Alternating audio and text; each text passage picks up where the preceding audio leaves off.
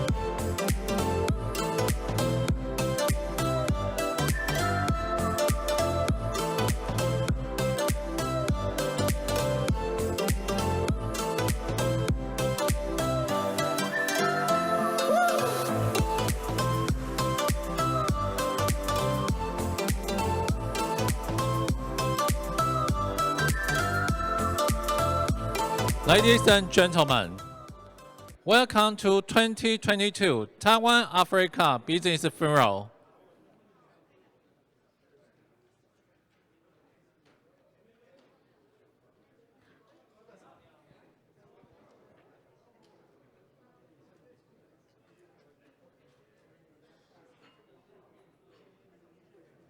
Ladies and gentlemen, the event will start soon. Please be seated. Thank you.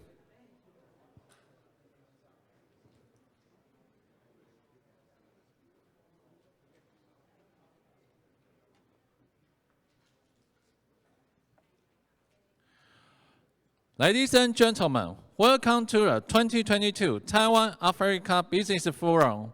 I'm your MC, Vincent, today. Today's event is organized by Bureau of Foreign Trade, TAITRA, and Africa-Taiwan Economic Forum. We are very honored to have all our distinguished guests today. Please allow me to introduce them. Also, I would like all the guests to wave your hands to all audience when your name is called. First, Mr. Simon Wang, the President of Taiwan External Trade Development Council, TAITRA. His Excellency Promise Mosibi, Ambassador of the Kingdom of Swatini. His Excellency Chen Haohu, Ambassador, Department of West Asia and African Affairs, MOFA. Honorable Mr. Gerhan Anderson, Representative of Louisiana Office of South Africa. Honorable Mr. Abraham Aman, Trade Commissioner of Nigeria Trade Office in Taiwan. Mrs. Joseph Huang, Executive Security and Special Assistant to the Ambassador of the Republic of Somaliland Representative Office. Dr. Frank Huang, President of Taiwan Africa Business Association. Mr. Paul Coy, President Tanzania Chamber of Commerce, Industry and Agriculture. Mr. Hatan Al Romin, Managing Director of Triple N Group from Egypt.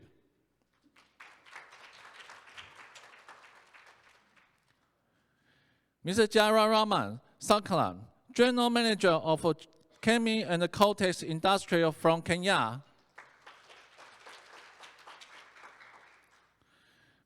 Mrs. Annie Zhou, Manager Director, Greenway, Rwanda. Mr. Manuel Buhan, Managing Director of Titan Protection Cell from DR Congo.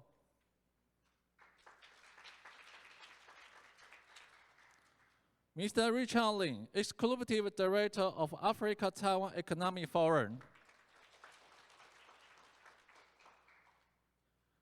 Mr. Mike Hong, President of Taiwan Africa Industry Development Association.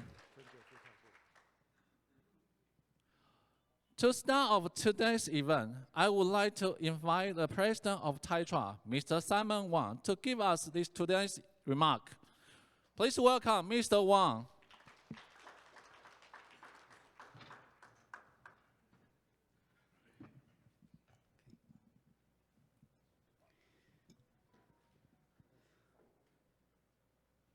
Ambassador Hu from Ministry of Foreign Affairs, and His Excellency Ambassador MCB from Embassy of Kingdom of Eswatini, and foreign representatives from Diplomatic Corps, and our co-organizer, Mr. Lin, Director Lin from ATEF, and our partners, Chairman Huang from TABA, Chairman Hong from TAIDA, distinguished guests, ladies and gentlemen, good afternoon. Good afternoon. I'm very pleased to be able to attend today's forum.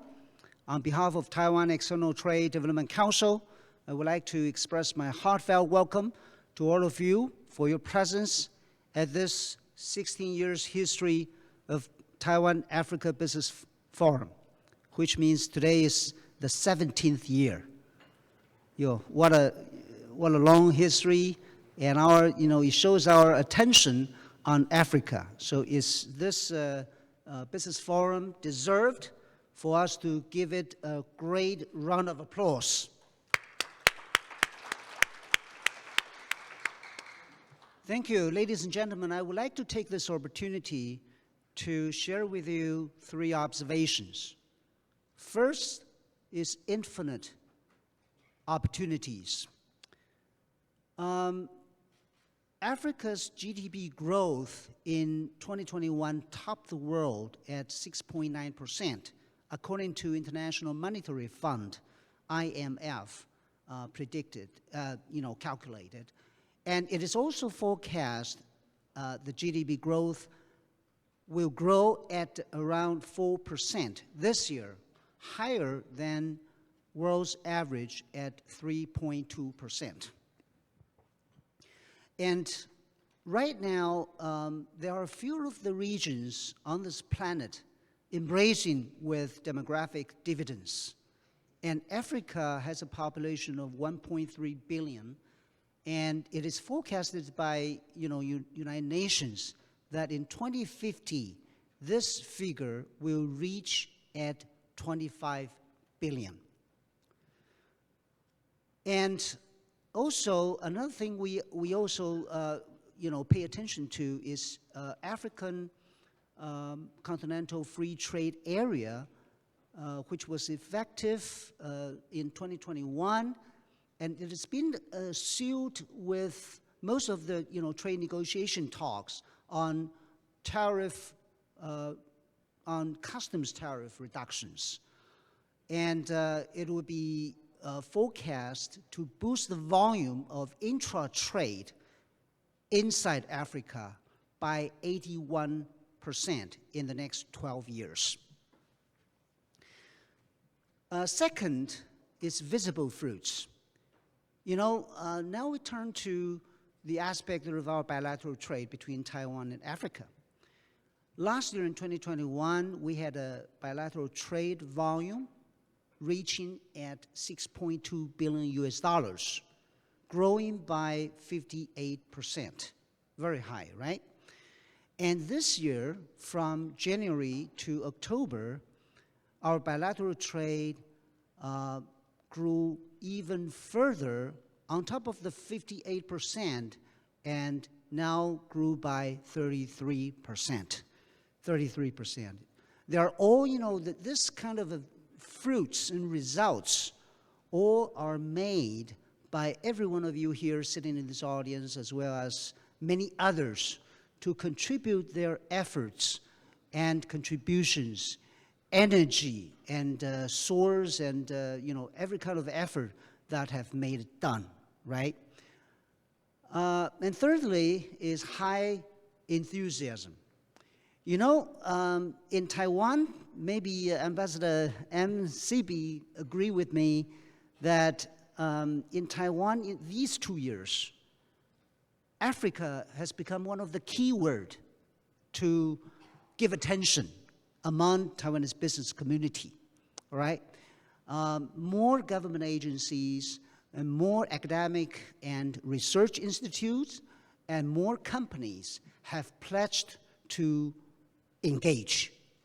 So we are very happy that more and more, people giving attention to African market, and it supports us or upholds TITRA to launch more trade promotion activities so we can, strengthen our bilateral relationship between Africa and Taiwan. So next year, ladies and gentlemen, it'll be back to normal, which means during post-pandemic era, the normal is to get back to face-to-face meetings, in-person meetings, and we will definitely strengthen even more, enhance our relationship. Let's go for it, and we will definitely will see and look forward to even further better results between our two sides. So last but not the least, I wish you every success in all of your endeavors. Thank you very much. Thank you. Thank you, Mr. Wang. Now, I would like to invite His Excellency, Ambassador Mr. Musibi, to make a remark for us. Please welcome Ambassador Musibi.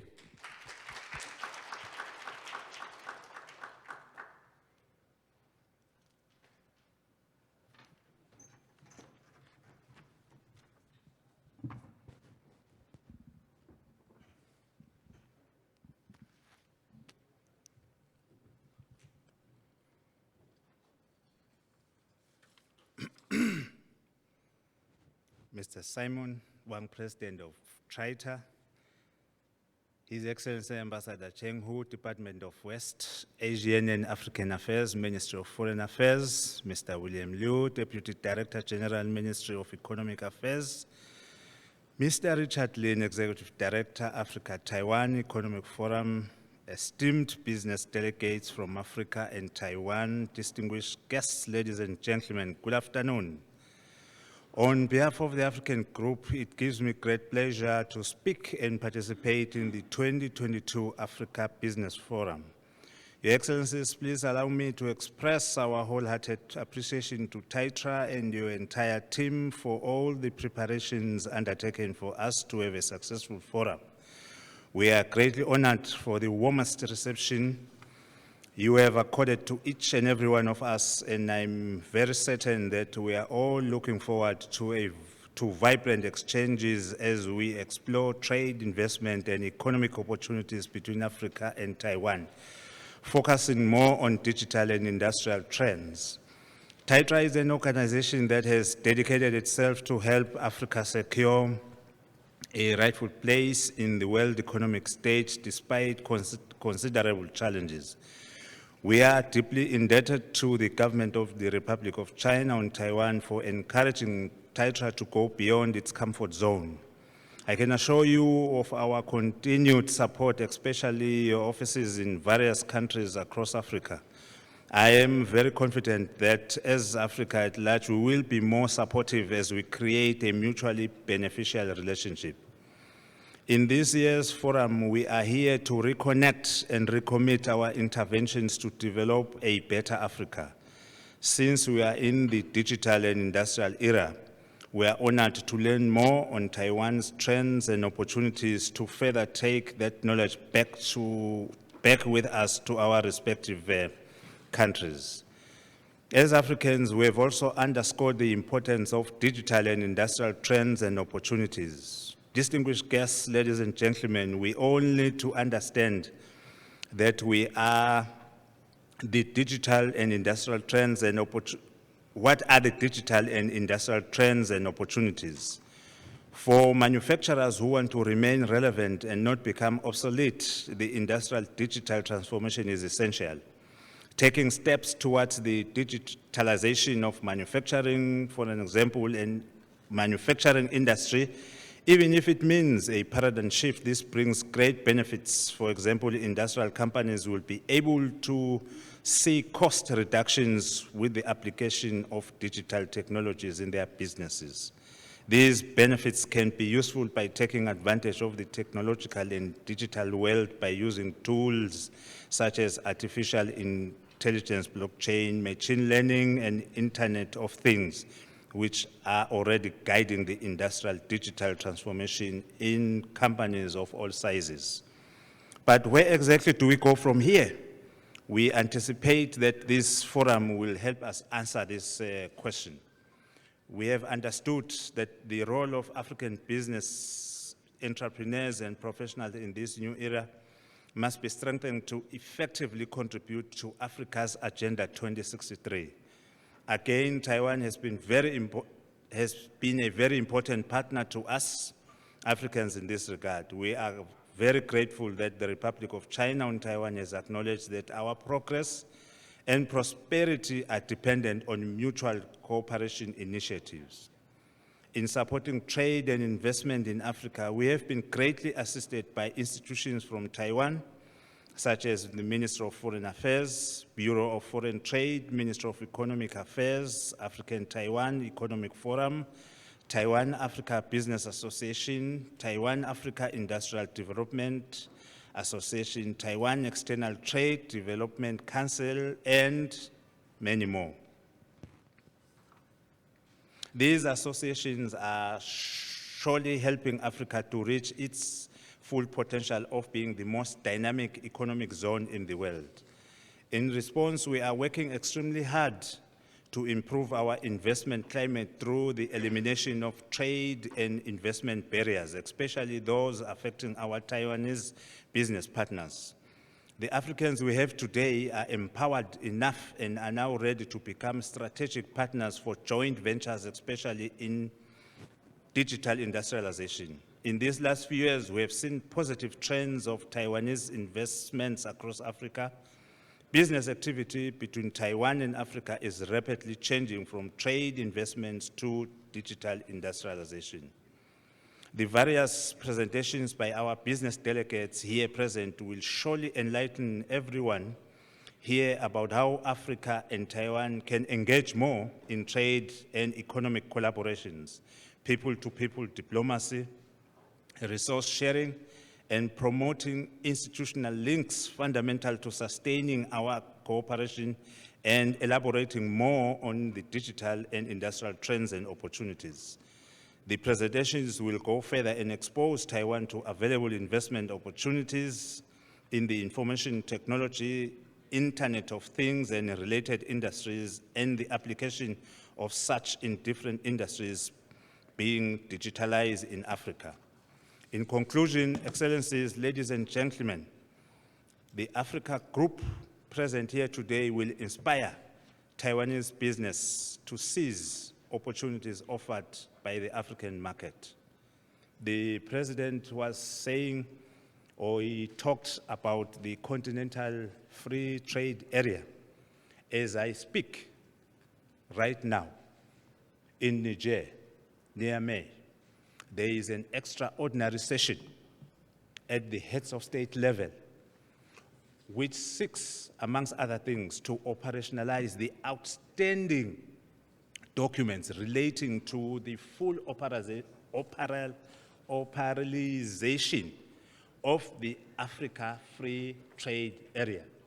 We are all excited about this summit taking place in Niger, and we are looking forward in ensuring that opportunities that will be availed through the outcome of that summit will surely be presented to our fellow Taiwanese business men and women. We are here to assure you or to inform you that you cannot afford to miss this opportunity. We are here to facilitate. We are here to assist you to open the door. The President has clearly indicated that it is a new Africa, an Africa on the rise, an Africa on the move. It's either you are in or you are out. We are here with the keys. We are here opening the doors. Take the opportunity. Thank you very much. Thank you, Mr. Ambassador Mushibi. Thank you for a wonderful speech. Now, I would like to invite His Excellency Ambassador Hu to make a remark for us. Please welcome Ambassador Hu.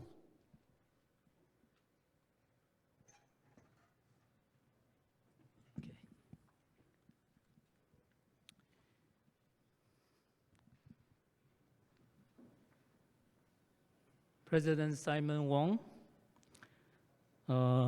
Director Richard Lin, His Excellency Ambassador Musibi, Honorable Trade Commissioner Ahmed, Honorable Representative Anderson,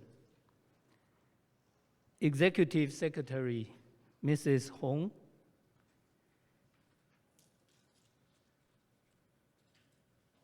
business leaders online from African countries, ladies and gentlemen, it is my honor and pleasure to attend the 2022 Taiwan-Africa Business Forum today.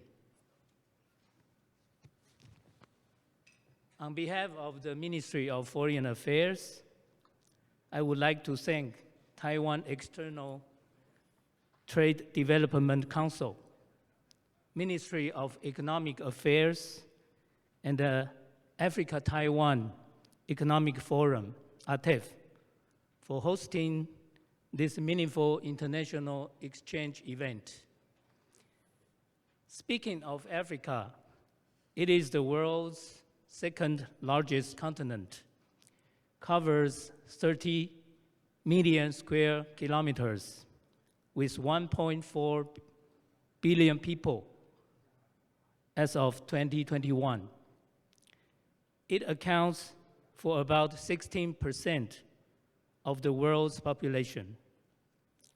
The continent is rich in natural resources and blessed with a young workforce.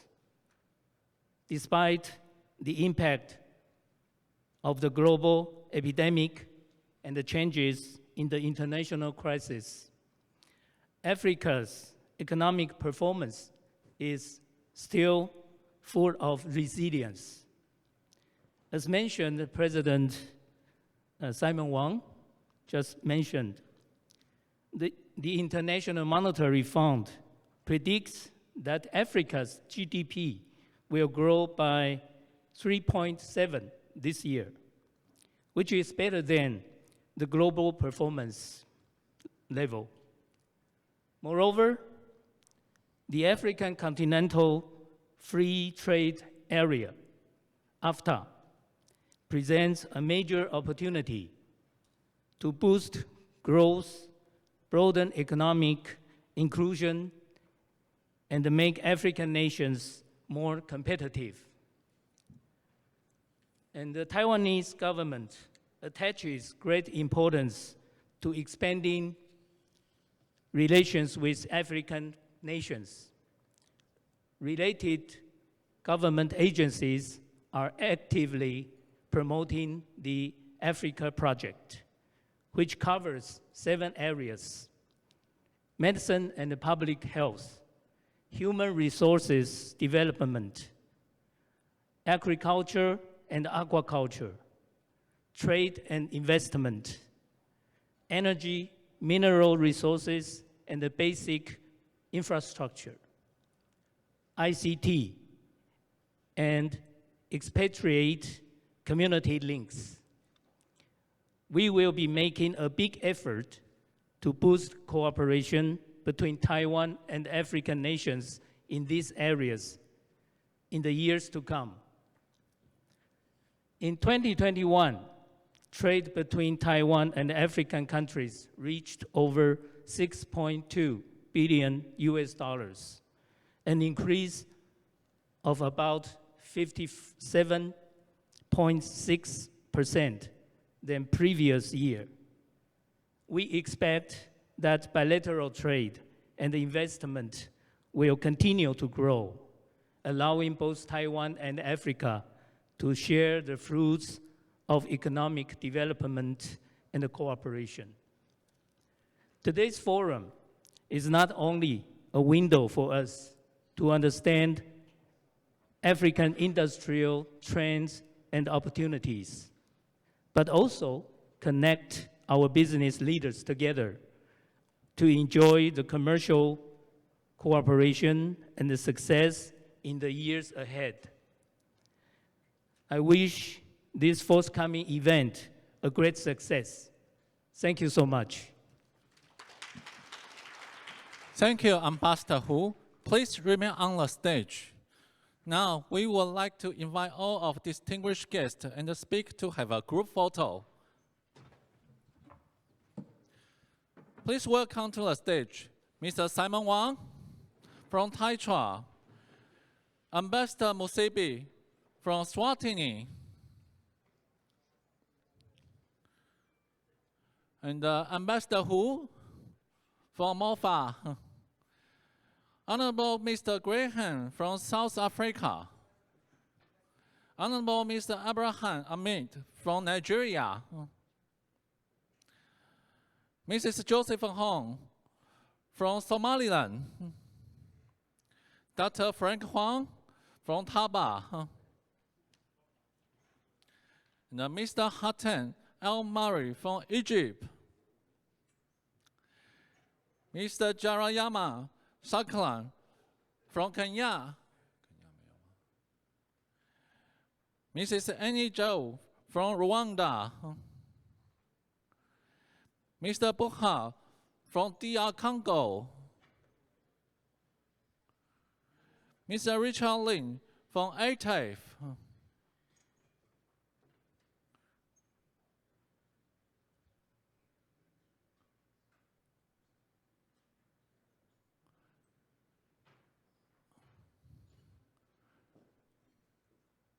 Okay, everyone, please look at the front. Can everyone take off your mask? Take off your mask, please. Thank you. And then look at the camera in front of you. Yeah, we also have a camera at the left of you. Can everyone thumbs up, please? And then look at the camera again. Thank you. Please be seated. Thank you very much.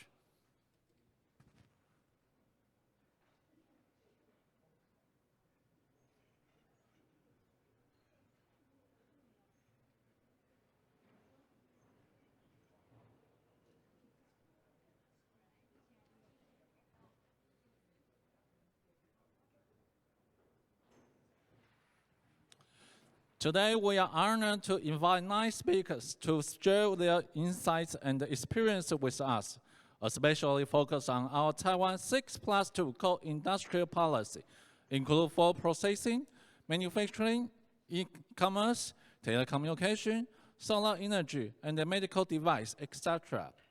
First of all, we have Mr. Bangari Sangis, Exclusive Manager and the Head of Trade, Swatini Investment Promotion Authority, to share with us the opportunity of Africa continental free trade.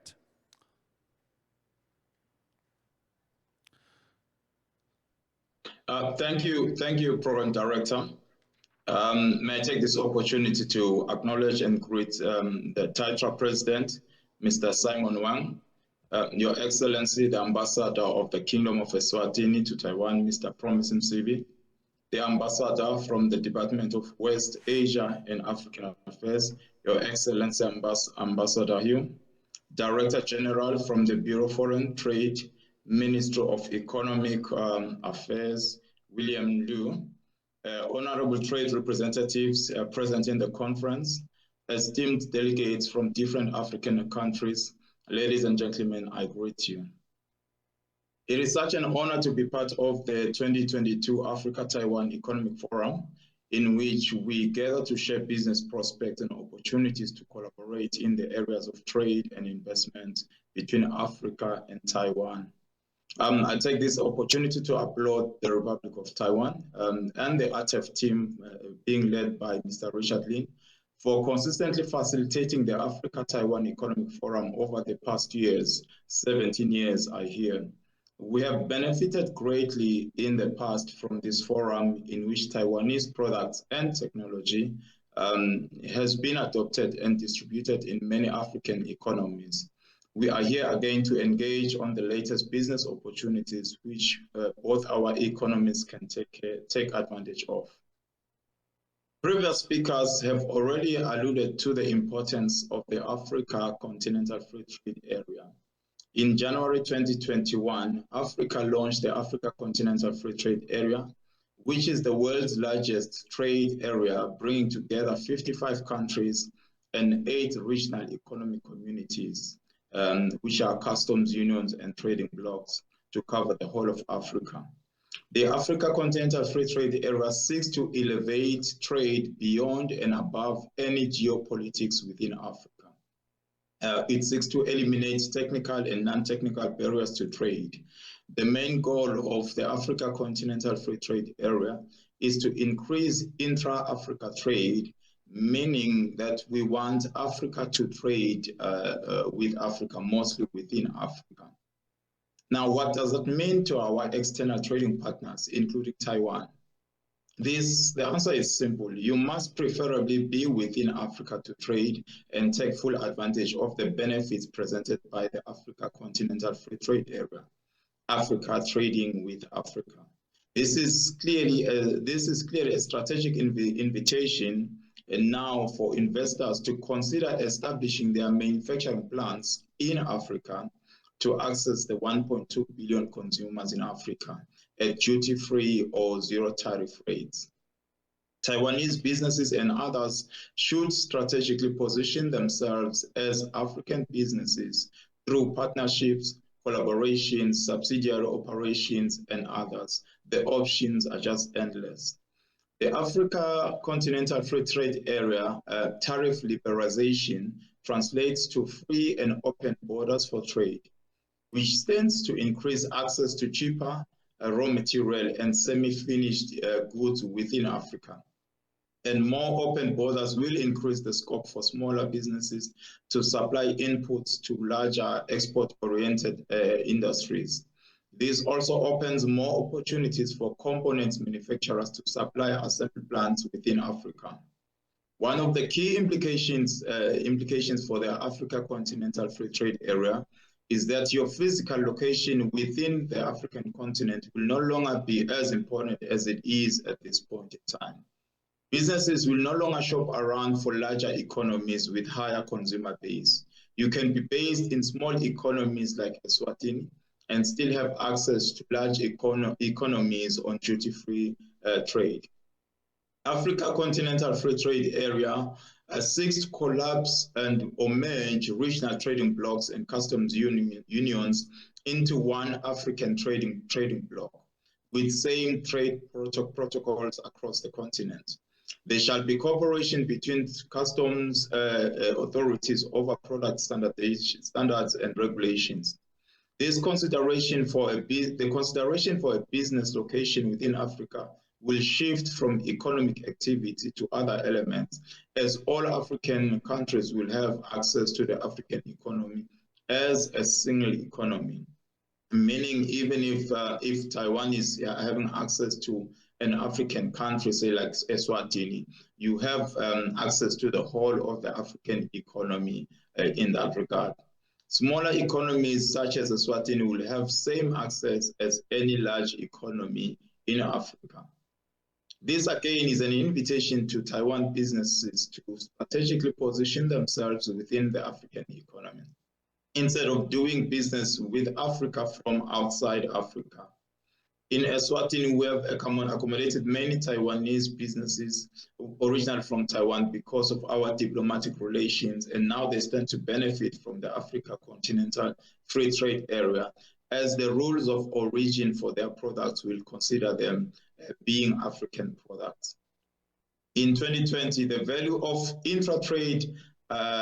intra-Africa trade was about $100 billion US, and within the next 15 years, we are estimating and targeting intra-Africa trade to be around 270 billion.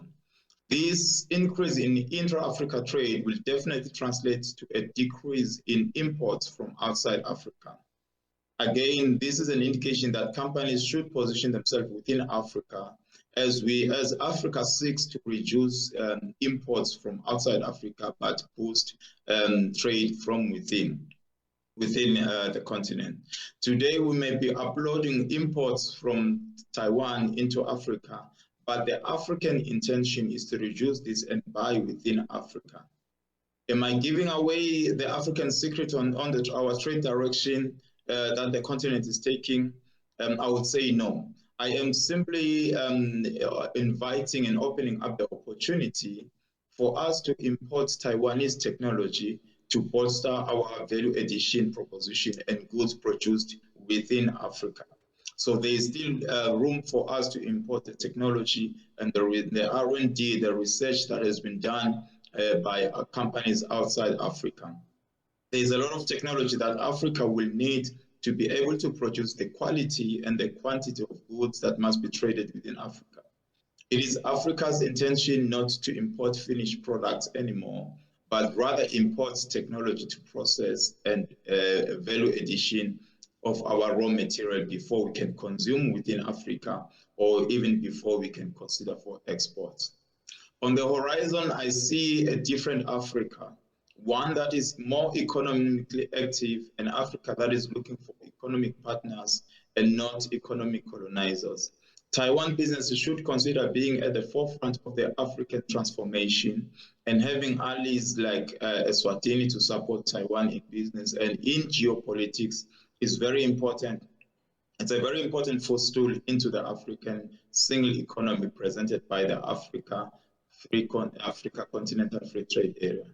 Lastly, I would like to encourage all businesses to take advantage of this platform and also, or even this Africa-Taiwan Economic Forum, to explore the untapped potential between Africa and Taiwan in the business area. Ladies and gentlemen, it is my honor to be part of this event. I thank you all. Thank you, Mr. Sangas. Next, let's have Mr. Tanya Vo from SAMED South Africa to give us a speech on the medical equipment industry in South Africa. South Africa is one of the most sophisticated and promising emerging markets globally.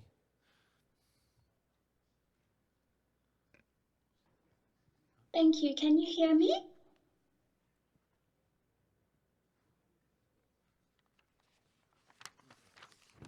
Can you hear me? Just checking.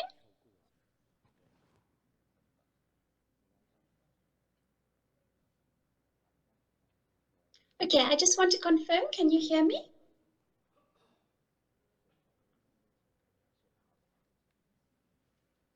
Jack, can you hear me? Okay, I'm going to assume that you can hear me. I hope that is the case. Thank you very much for this opportunity to share with you a bit about the Trade Association Summit, but also to give you an overview of the South African medtech sector. Sorry, due to technical problem, now we have invite Mr. Jayaman Sanklan to give us a speech on the fast-moving consumer goods industry in Kenya. Mr. Sanklan, can you hear us? Mr. Sanklan.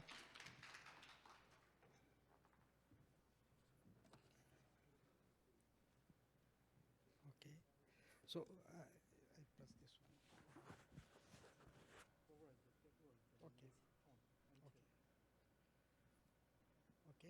Okay. Good afternoon to everybody. I am thankful to the Taiwan Business Forum for giving me this opportunity to make this short presentation. Africa has a total area of 30 million square kilometers, approximately 6% of the world's surface area, and has about 20% of land. The population is about 1.4 billion, which is approximately 17.8 or 18% of the world population. Africa has a growth potential because Africa's population is the youngest in the continent. The median age in the year 2012 was 19.7. Despite a wide range of natural resources in Africa, is the least wealthy continent and per capita second least wealth by total wealth. The GDP is $2,180.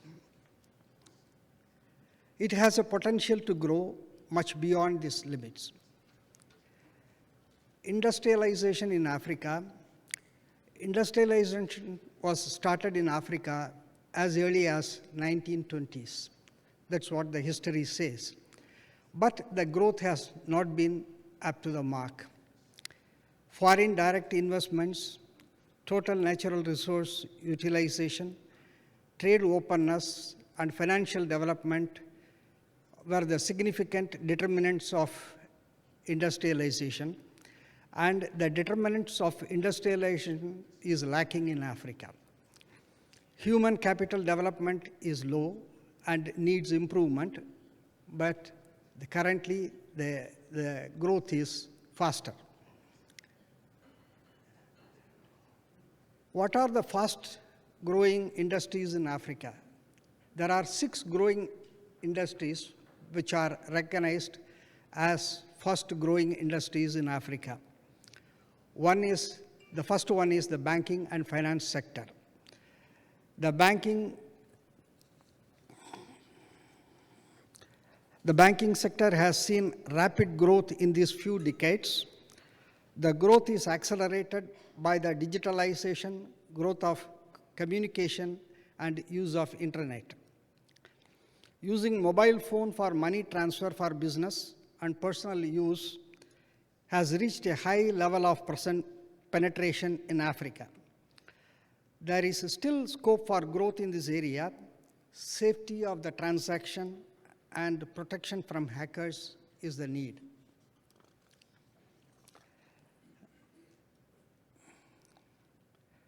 The second area of fastest growing industries in Africa is telecommunication and information technology sector.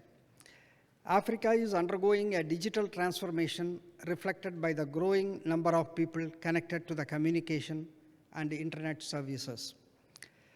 This is having a profound impact on countries' social, cultural, and economic frameworks through enhanced access to key services and improved productivity and efficiency across economic sectors.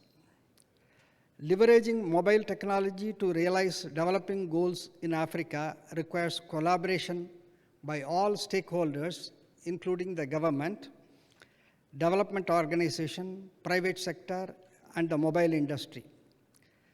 There is an opportunity for Taiwan business development in this area, considering Taiwan is advanced both in hardware and software. I have presented the data of mobile communication growth in Tanzania. A similar growth is experienced across the continent in other countries, but for want of data, I am presenting only the Tanzania data here. Mobile has become the most pervasive communication platform in Tanzania. In the year 2007, around 5 million people representing 10% of the population subscribed to the mobile service. Today, the number of unique mobile services has grown fivefold to 25.2 million. This is the kind of growth that we have seen in the last 15 years from the year 2007 to 2020. Similarly, mobile internet for most people is the only platform available to get online. Mobile internet penetration has nearly quadrupled since 2010. In 2010, it was 18.5%, with more than 8 million new mobile internet subscribers added over the period. The total is now currently at 11 million mobile internet subscribers in Tanzania. This is in the year 2018.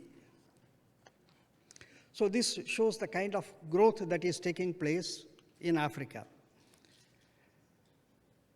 Trade and business opportunities for Taiwan is basically the CKD, SKD assembly of mobile devices, assembly of electronic device for communication, safety, and improved productivity. Service of electronic equipment, particularly in health sector, in hospitals and private nursing homes. Support to transport and logistics service with electronic gadgets. These are the opportunities for the Taiwan business to grow. The third largest growth area is transport and logistics industries. Over the past years, the African government has significantly invested in modern and comprehensive transportation infrastructure, construction of roads, bridges, so that transport across Africa has improved. Construction of seaports and airports have improved efficiency of import and export and transportation. New technology of electronic mobility is replacing fossil fuels. It is an area of opportunity for growth. Right from small battery-operated pallet truck using lithium-ion battery to bigger trucks, taxis, three-wheelers, two-wheelers, offering a wider opportunity for growth in this sector. The next growth area is mining industry. Africa continent has 40% of the world's gold and up to 90% of chromium and platinum. The largest reserves of cobalt, diamonds, platinum, and uranium in the world are in Africa.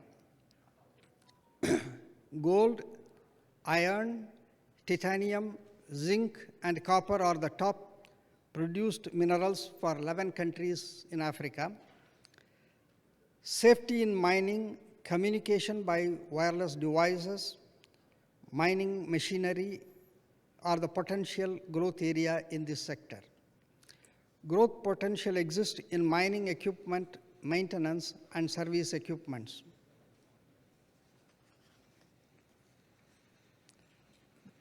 The fifth area of growth is agriculture and agro-processing sector.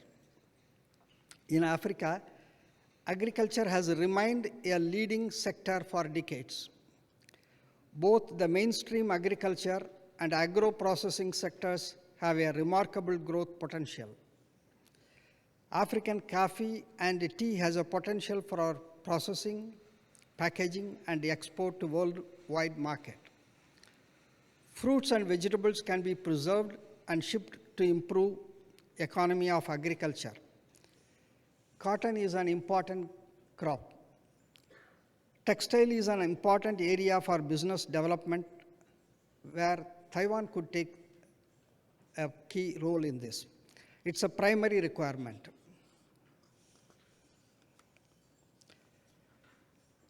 The sixth growth area is healthcare industry.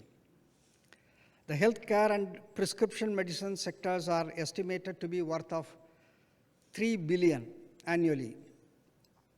Growth potential exists in pharma production, healthcare, and equipment service and maintenance. Data on animal husbandry protection is not available, but considered growth potential exists. Other areas of potential growth, I have listed out some of the areas where there could be a growth in business and Taiwan could take this opportunity. Fisheries, fish farming, fishing, and processing. This sector contributes to food and nutrition security and provides jobs. On average, globally, fish and fish products account for 18% of animal protein intake. Due to growing population and per capita income, demand for fish is expected to reach 30% by the year 2030. Current fisheries and aquaculture directly contribute $24 million to the African economy, representing roughly 1.3% of the total African GDP in the year 2011.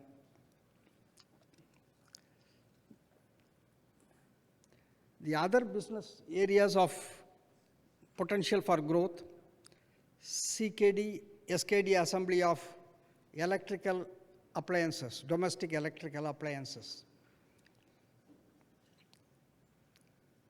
Electric motor manufacturing using copper from Zambia and local steel. Production of household appliances like fan, etc. Hand tools. Production of fasteners with heat treatment and protecting plating. Hardware items. Shoes. There is no organized large volume shoe production in Africa. Automobile and cycle tires.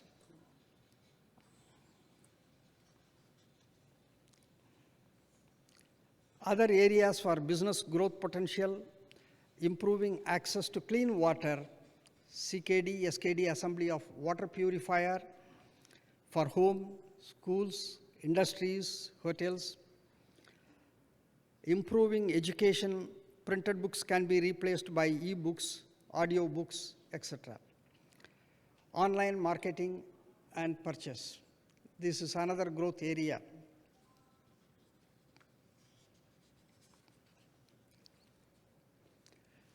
The slide presents the digitalization in Africa data for few countries. You can see the 3G and 4G penetration in 4 different countries, in Tanzania, Uganda, Kenya, Rwanda, and Sub-Saharan Africa. Whatever data that could be accessed with the relevance that I have presented here.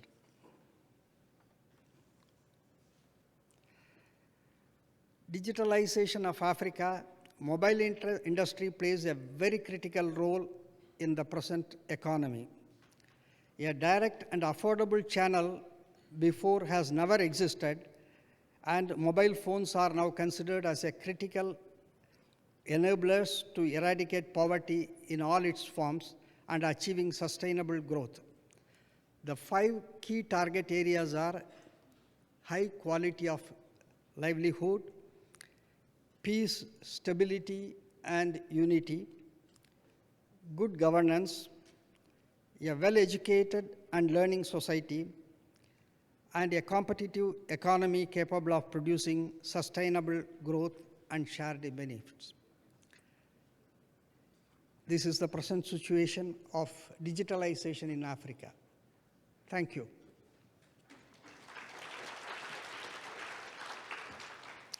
Thank you, Mr. Shaklan. Now, let's once again welcome Mrs. Tanya Vogt from SAMAD, South Africa, to give us a speech on the medical equipment industry in South Africa. Mrs. Tanya, can you hear us? I can hear you. Can you hear me? Can you hear me? Yes, I can. Now you can speak. Great. Now. Thank you. Can I just confirm that you can see my presentation? Yes, we can see it now. Lovely. So thank you very much to the organizers. Very happy to be here and to share with you a little bit about the South African medtech sector. So SAMAD, which is the organization that I represent, is a not-for-gain trade association, and our members are companies that sell medical technology and in vitro diagnostics. And our vision is really to ensure a sustainable, ethical, and transformed medtech sector in South Africa. We belong to a number of local and international organizations. And we aim to ensure that we have harmonization of medical technology regulations, that we advocate for international best practice in terms of both business, marketing, and also relevant standards for medtech. Our members also belong to a code of industry practice, and that is really to ensure that our members are ethical in all of their interactions with healthcare professionals and procurers of medtech in South Africa. So in terms of the landscape of medical technology companies in South Africa, the majority of the companies are actually small to medium distributors. There is a small local manufacturing industry, about 20% of our members are local manufacturers. There are some multinationals as well, and then we also have wholesalers in the sector. South Africa has a long-standing history of innovation. There have been a number of medtech-related products that have been designed and manufactured in South Africa. These are just 3 examples. In fact, the CAT scanner was innovated here in South Africa, developed by a Cape Town physicist. We also have a low radiation dose X-ray system, which was actually on an American television drama, Grey's Anatomy, a few years back. More recently, we've seen some movement in terms of digital technologies such as the Bula patient app, and also the 3D ear implant that was developed at an academic hospital in Pretoria. In terms of the sector, the medtech sector is the largest and the most advanced in sub-Saharan Africa. Sales have more than doubled in the last 10 years, and the size of the market is expected to reach at least 28 billion rand or $1.8 billion in 2023. The largest segments of the market is in terms of consumables and diagnostics. And our biggest export partner is Africa. other African countries in particular. We have a very attractive and connected emerging market. We have one of the most diversified and industrialized economies in Africa with the most affluent consumer market. 86% of our population is covered by 4G LTE network, and 96% and growing of all households in South Africa have access to mobile phones, with at least 31 million internet users and 82% having smartphone penetration.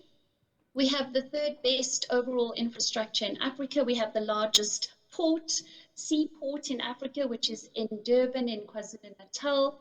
We have the third most connected shipping network, the largest coal terminal, the largest installed electricity generation capacity in Africa, and we have 3 top international airports in Africa, one being in Johannesburg, another in Cape Town, and then also in Durban. So really, South Africa is a very attractive investment destination. We also have the largest presence of multinationals in Africa, and we have a growing local manufacturing hub, and increasingly our Department of Trade, Industry and Competition is placing a lot of emphasis on growing the local manufacturing industry. Items that are of particular local manufacturer focus include PPE, orthopedic implants, and diagnostic tests. We also have a growing and emerging middle class, and therefore Africa does present an attractive return on investment. We have a favorable access in terms of global markets. The African Continental Free Trade Area is a relatively new initiative which is believed to boost the intra-African trade and create a market of over 1 billion people with a combined GDP of over 5.2 trillion US dollars. South Africa also has several trade agreements with other international countries and also throughout Africa that provide a very favorable export platform into global markets. We are also Africa's leading financial hub. We have a very sophisticated banking sector with a major footprint in other African countries.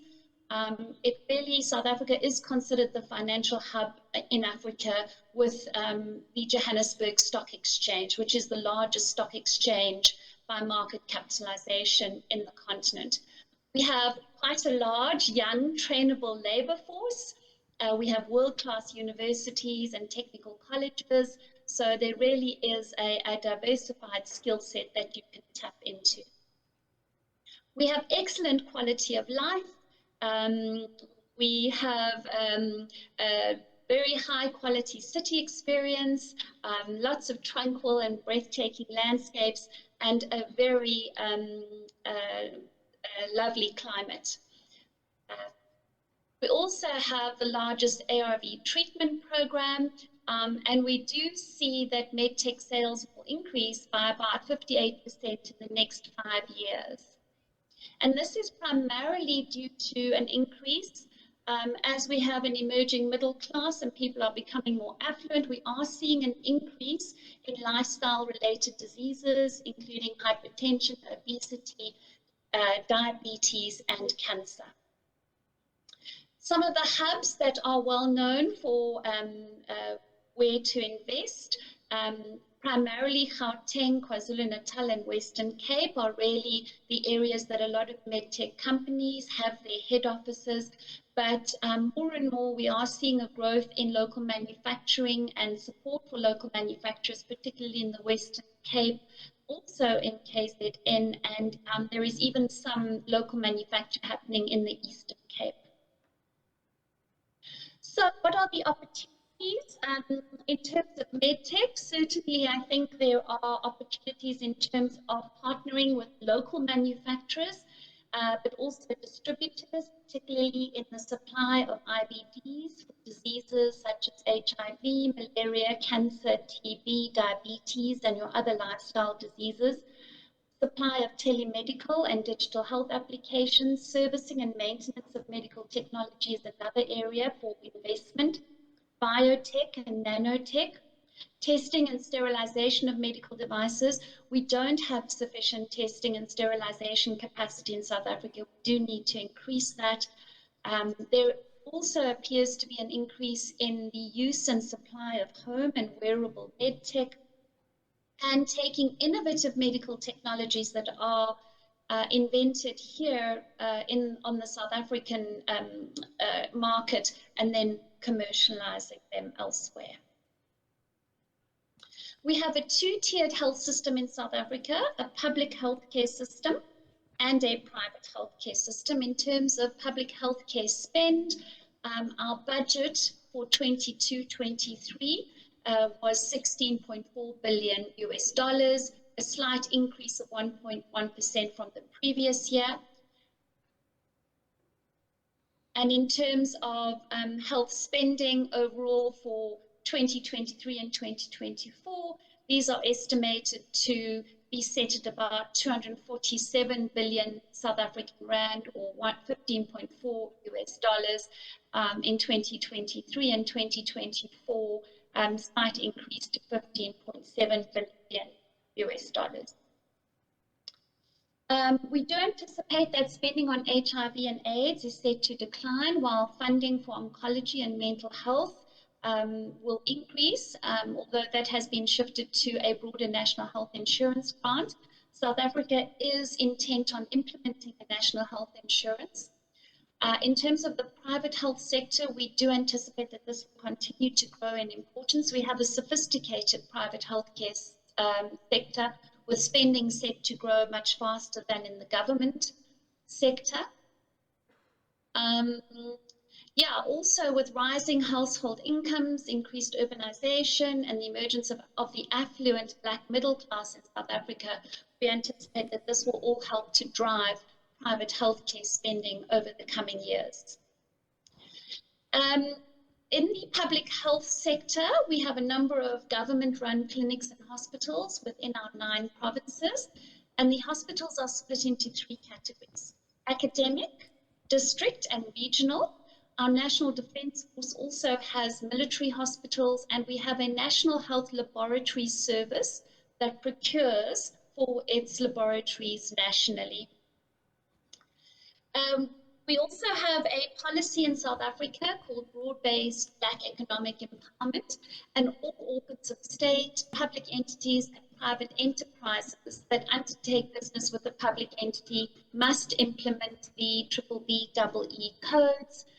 It is a specific government policy to advance economic transformation and enhance the economic participation of Black people in the South African economy. So it is something to consider when you decide to partner with a South African company. One of the things you would want to ask is, what is your BBBEE level?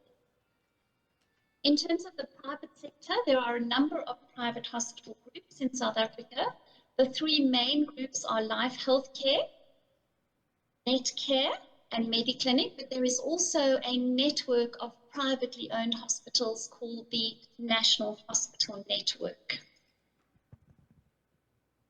If you're going to sell into the private sector, you do have to ensure reimbursement by medical funders. So there are a number of medical schemes and even the hospital groups who do a form of HTA, Health Technology Assessment, or quality and economic evaluation of medtech before they will agree to procure or even reimburse the product. There are 73 medical schemes or funders in South Africa. These are on the decline due to quite a few voluntary mergers that we have seen over the past. The major medical funder in South Africa is a medical scheme called Discovery Health, and they have a total of 2.7 million beneficiaries that belong to that particular medical scheme, followed by the government employee medical scheme of 1.9 million.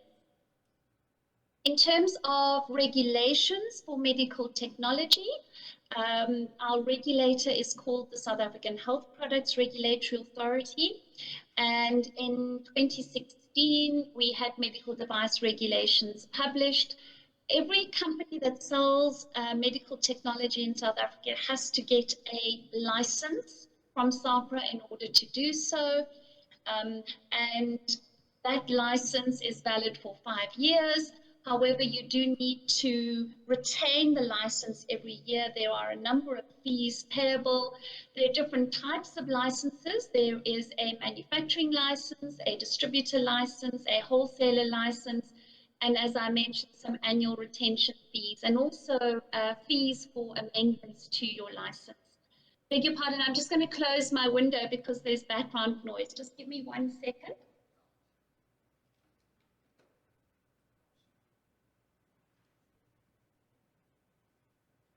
Apologies, it appears that they're doing some work outside our offices.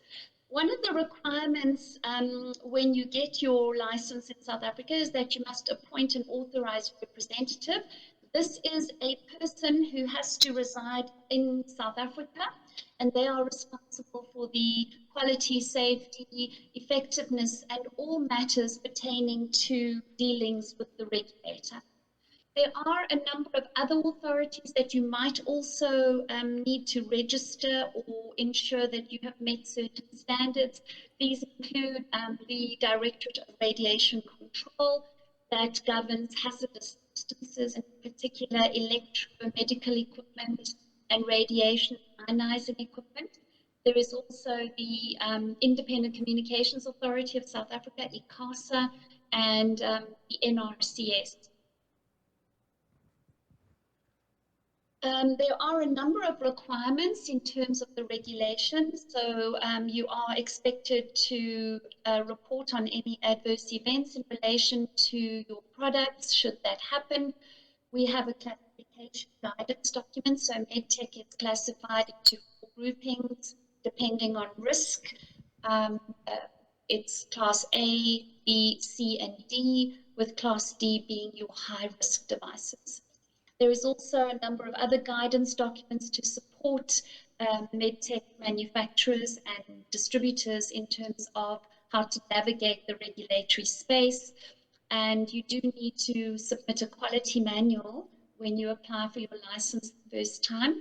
And in time, you will be required to show certification to ISO 13485.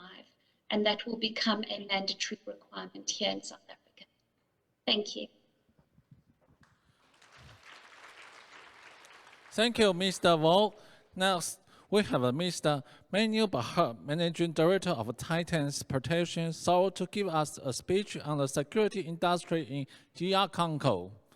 DR Congo is the 2nd largest country in Africa and the most populous official francophone country in the world. Now, let's welcome Mr. Bahar.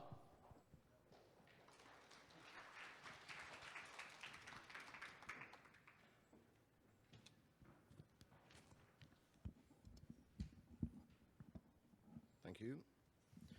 Dear Presidents, Ambassadors, ladies and gentlemen, thank you very much for allowing the DRC to join for the first time the Taiwanese African Business Forum. It's been a few years since the forum has taken place, 2018 if I'm not mistaken, due to Corona, so all back on track.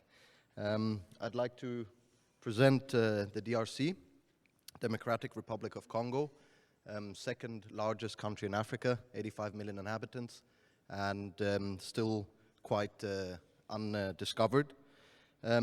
Because of the first time joining, I'd like to introduce the country also through its history. It'll come at a later stage, but most of you would know the country as Zaire, and it has since then been changed to Democratic Republic of Congo. So the DRC was only discovered in 1874 to 77.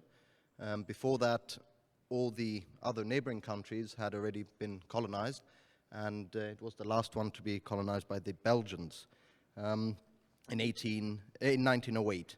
In 59 to 60, the struggle of independence, the country became independent, and Joseph Mobutu, which quite a few of you should remember, 32 years in power, he had taken over.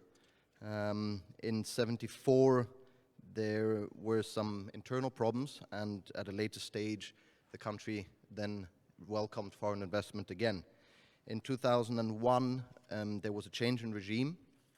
President Joseph Kabila had taken over, Laurent Désiré, the father of Joseph Kabila, had taken over.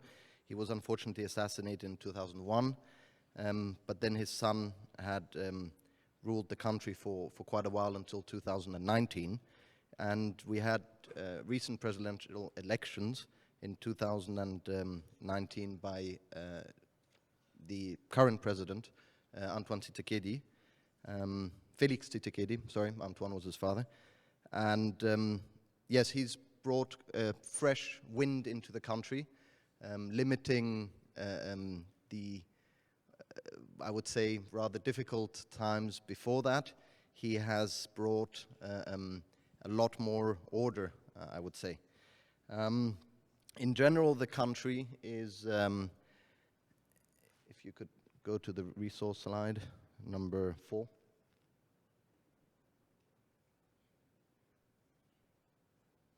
Go on.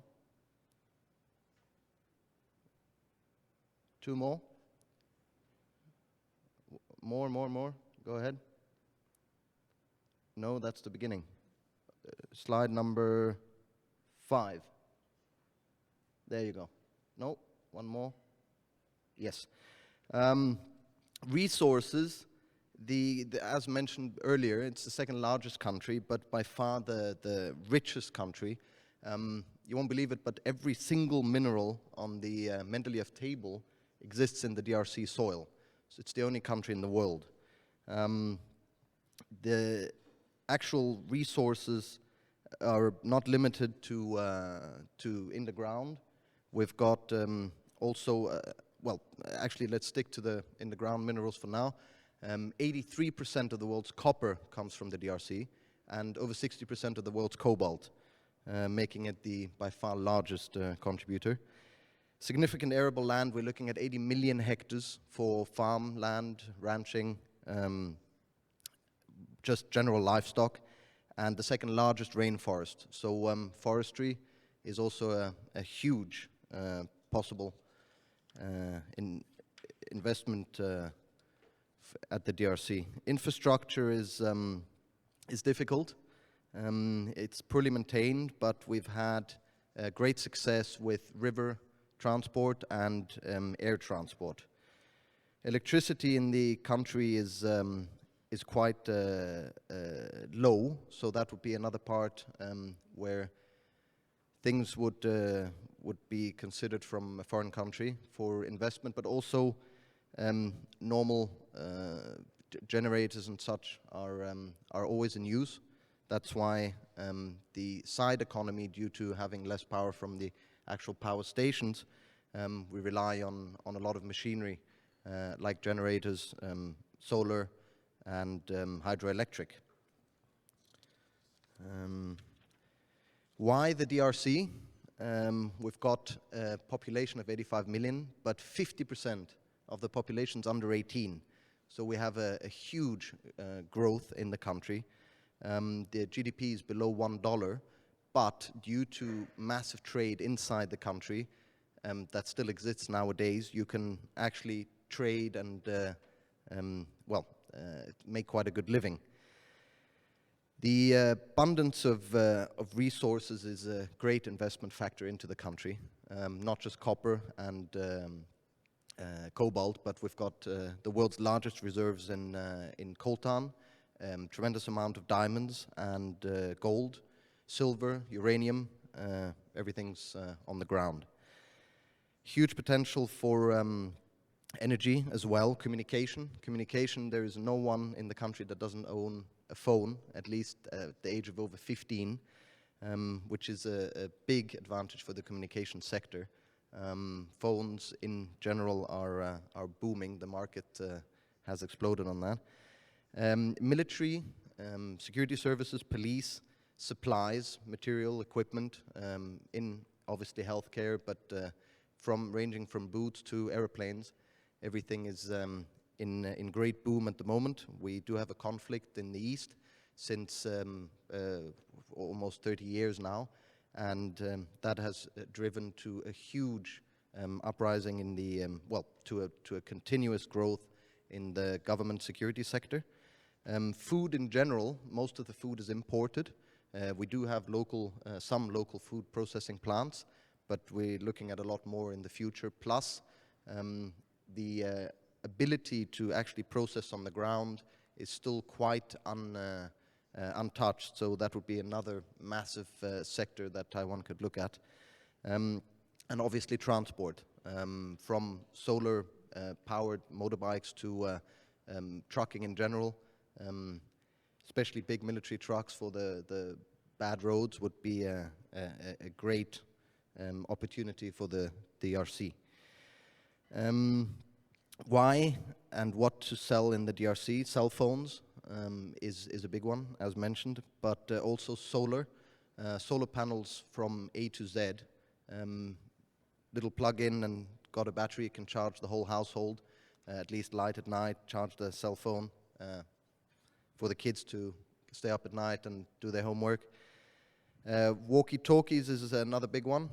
Due to the inside of the provinces, we do have limited network. That's why radios, walkie-talkies in general with relay is the means of communication. Batteries and drones has become a big factor. Due to the power problem, most households actually have backup batteries if they don't have a generator. Drones, Taiwan is also a drone producer, is something that has, with a Turkish and a Japanese alliance, become quite big, and I would welcome Taiwan for those kind of for that kind of equipment. Food package, car parts, another big one.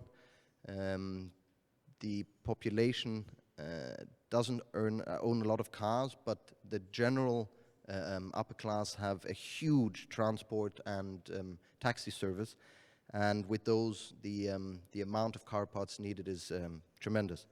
Food packaging is another one. We do have a huge local agricultural production, and all of it is sold freshly. There is not even about 5%, 95%. Only 5% gets packed and then resold in the country, so that is another big part. Utensils in general, especially the school utensils. We have got 41 million students in the country that are in continuous need for those kind of utensils. Now if you could pass to the next slide. No, sorry, not slide, the next presentation. I'd like to talk a little bit about the sector we're personally in. Mr. Jean and myself, we're in the mining security sector, both mining security and food processing. The company we present today is Titans Protection, company founded in 2019. We've got 5,422 men. There are 450 different security groups in South Africa, security companies. Sorry, not in South Africa, in the DRC, which is a tremendous market from general equipment all the way through technology. Next slide, please. The mission, our personal mission in the company is to render a good service for foreign investment, but also local companies. We secure mining companies, plantations, industrial factories, and so on. And we do, our clients are about 80% foreigners. Next slide, please. Our core values are obviously the cultural organization, the strict military order in the company, integrity, the security itself, and we do pride ourselves in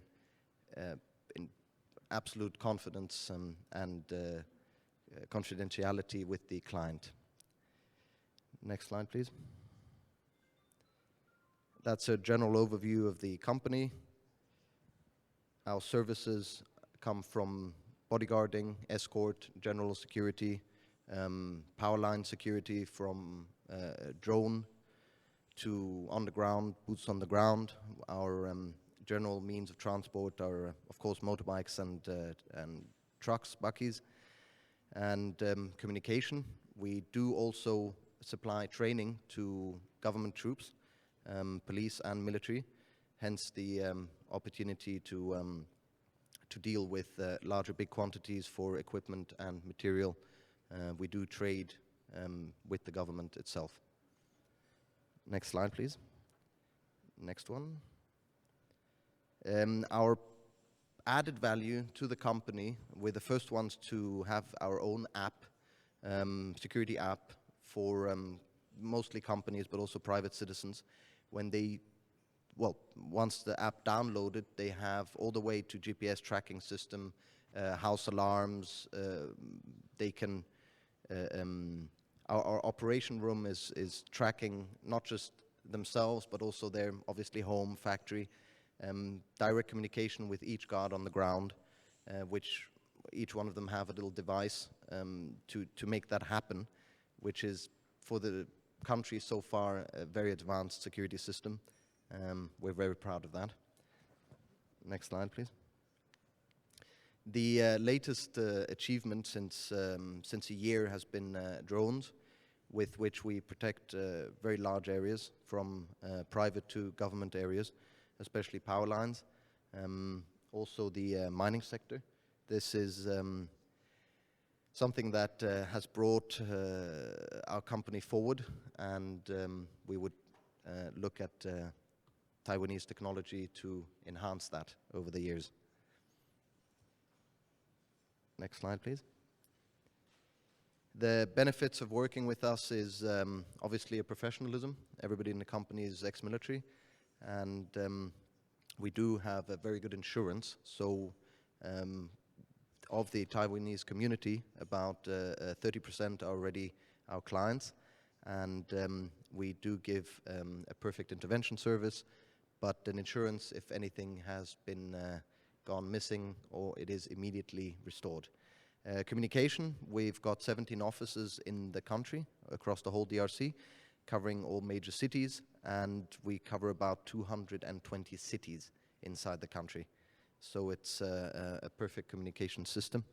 And our inspection is what makes our security so good. We always inspect every single post within 24 hours, day or night. Our clients are, that's just a few to mention. These are local and international clients, but we also do work with big pharmaceutical companies, banks, embassies, and large transport companies. Next, please. Qualities are, sorry, it's all in French, so I'll just translate.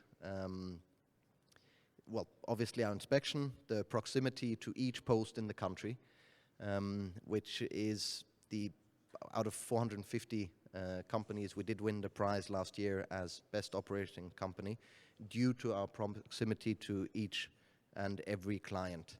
The social is, with our personnel, we do offer healthcare for their whole family.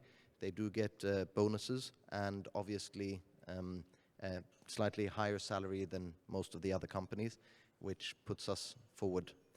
And our reactivity is very quick. We have rather large intervention teams, especially for the mining sector, where in case of any local trouble, we do intervene very quickly with our security itself and military and police. Next slide, please. Actually, that's fine. Thank you. Thank you very much. Thank you, Mr. Buhar. Next, we have Mr. Segan Ajayi Kadir, Director General of Manufacturer Association of Nigeria, to give us a speech of digital and industrial trade and opportunity. The experience from Nigeria manufacturing sector. Nigeria is the biggest and fastest growing economy in Africa, also home of the most lucrative telecom market in Africa. Now let's welcome Mr. Ajay Kadel. Mr. Ajay, can you hear us? My name is Shegun Ajay Kadri MNI, the Director General and CEO of the Manufacturers Association of Nigeria. I'm also Co-Secretary General of the Pan-African Manufacturers Association. I would like to thank the Taipei Trade Office in Nigeria for this huge opportunity, quite unique one, to make this presentation to the 2022 African Business Forum and to speak on the very important topic of digitalization and industrialization of manufacturing in Nigeria. First, I would like to share with you what Nigeria is. Nigeria is the giant of Africa, the biggest economy in Africa. We have a population of 200 million people, a middle-income mixed economy with an emerging market of youthful population, an emerging market ranked 25th in the world in terms of GDP in the year 2017. It's also the 10th largest country in sub-Saharan Africa and the 32nd largest country in the world. It's the 8th largest world exporter of oil and has a projected world's highest average growth between 2010 and 2050. The value size of the GDP is 73.382 trillion in the year 2021. The size of GDP in 2021, that is the growth rate, is 3.40%, and manufacturing contribution to GDP is 9.01%. The GDP growth rate of manufacturing sector just last year, 2021, is 3.35%, which leaves huge opportunities for growth. I would like now to share with you why you should invest in Nigeria. It has a vibrant stock exchange with high return of investment, is the largest African market with a population of over 200 million, as I earlier on said, is the third largest manufacturing sector in Africa. It has a large pool of skilled manpower, natural resources, and the democracy is stable. There's heavy budget for infrastructure in our medium-term plan and even in our long-term plans. So now closer home to why I'm speaking to you, and it's on digital economy. I'd like to give you a global perspective before we go into what it is in this part of the world. Technology or technical progress for ages has been proven to be responsible for innovation, structural change, industrialization, and sustainable economic growth and development all across the world. The British Industrial Revolution, which is the first global economic revolution of the 1760s, provides vintage insight to technological development in the country's textile sector, which quickly spreads to other sectors across Europe. Today, there are a plethora of technologies ranging from mechanical technology, energy, transportation, agriculture, information technology, and sensor technology. And these are based on digital technologies, working in constellation to support economic activities. Globally, digital economy, or new economy, or web economy, is conceived from multiple perspectives due to its dynamic nature. The Oxford Dictionary defined it as an economy which functions primarily by means of digital technology, especially electronic transactions using the internet. The OECD described it as a catalyst for trade of goods and services through electronic commerce in the internet. The European Union further described it as the single most important driver of innovation, competitiveness, and growth in the world. World Development Reports published by the World Bank in 2016 indicate that digital technology boosted growth, expanded business and job opportunities, as well as improved service delivery across the globe. The World Economic Forum predicts that over 60% of global GDP will be digitized by 2022, and that over the next decade, digital platforms will be used to create close to 70% of new values. According to the 2016 report of Oxford Economics, the global digital economy is valued at $11.5 trillion, or about 15.5% of the global economy. This value is expected to rise significantly within the next few years. According to the study by International Telecommunications Union, broadband penetration is critical for the development of a digital economy, and a 10% increase in mobile broadband penetration in low-income countries yields an increase of at least 1.6% in the gross domestic product. This assertion was buttressed by the Ericsson report titled "How Important Are Mobile Broadband Network for Global Economic Development?" 10% increase in mobile broadband penetration results in approximately 0.6% to 2.8% rise in gross domestic product.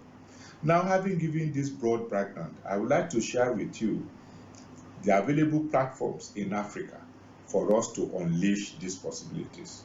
There's a Pan-African payment and settlement system that is being promoted by Afrexim Bank, a digital platform launched in January 13, 2022 to facilitate cross-border trade in 44 local African countries. It's expected to save African traders about $5 billion annually in currency convertibility. It enables instant payment within 2 minutes.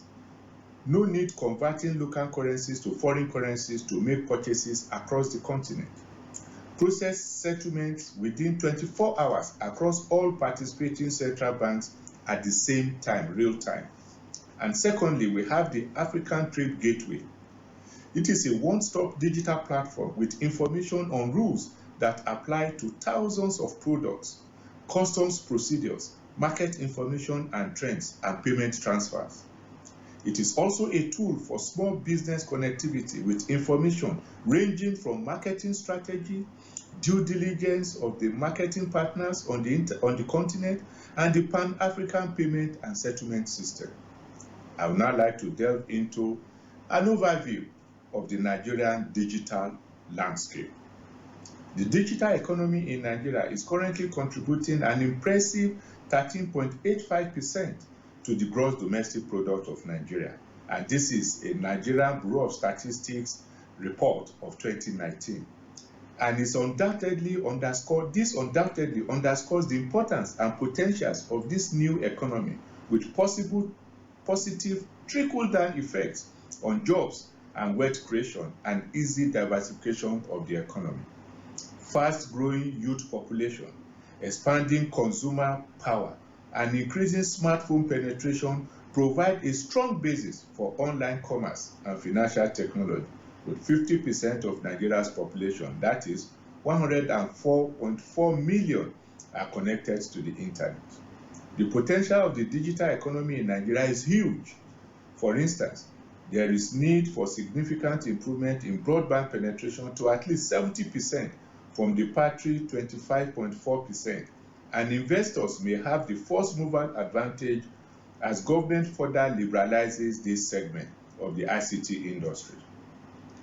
With over 23% increase in mobile penetration in the last 3 years, and roughly 70% of the population has access to mobile telecoms, and 50% of the population are under 19 years of age, 35% under 35 years of age. With over 187 million mobile connections, which is 90% of its population, with 10 to 20% to the population having smartphones. Between January 2020 and January 2021, over 19 million new users got connected to the internet, which is about 22% growth, with increase in e-payment transactions by 85.5% year on year to 171.99 trillion in August 2021. E-commerce spending is estimated as $12 billion, with a projected $75 billion annual revenue by 2025. Nigeria ranks 143rd of 176 countries in 2017 Global ICT Development Index ranking, with ICT sector made up of 18.44% contribution to GDP, 3 times more than the oil sector in 2022 Q2 alone. Nigeria currently ranks 63rd out of 100 countries worldwide for tech in fintech landscape, and 2010 to 2025 fintech companies. Fintech's revenue estimates to reach $543.3 million this year, a growth from $153 million in 2017, and is uniquely positioned to reap the benefit of the digital economy.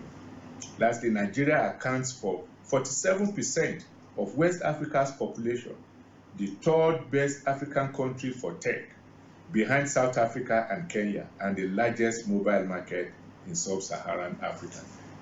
All these figures have shown the potential for investments, for transfers, for engagements, for partnership with Nigeria in this large, huge digital landscape. I would like to conclude by giving some word of advice to the Taiwanese government, that the government should focus on development-oriented technology, because that is what the country needs, and that is what all the government policies are supporting going forward. Investment in Nigeria comes with a lot of incentives, which the Manufacturers Association of Nigeria will be glad to support any businessman from Taiwan and from other parts of the world to be able to take advantage of and grow the economy in an inclusive manner. One of it is that there is no nationalization or expropriation of businesses by the government. These are enshrined in our laws, and you can be guaranteed that it works. There's 3 to 5 years tax holiday for investment in form of pioneer status, and this is very, very evident in this digital sector. There's also privilege of 120% expense as tax deductible from research and development using local inputs, and we have an avalanche of local inputs that can be deployed. There's also a one-off concession of 20% of the cost of providing basic infrastructure under the government infrastructure development project. And the last one I'd like to share with you is that there's seamless repatriation of net profit and dividend. These are enshrined in our laws, and they give guarantee to any would-be investor to make Nigeria the destination for investment. I thank you very much for this opportunity, and I wish you a successful deliberation on this call. Thank you very much. Thank you, Mr. Ajayi Kadel. Ladies and gentlemen, it is time for the first Q&A session. Now we would like to invite the moderator, Mr. Richard Lin, Mr. Sankala, and Mr. Lomango, on behalf of Mr. Buhar, to come onto the stage.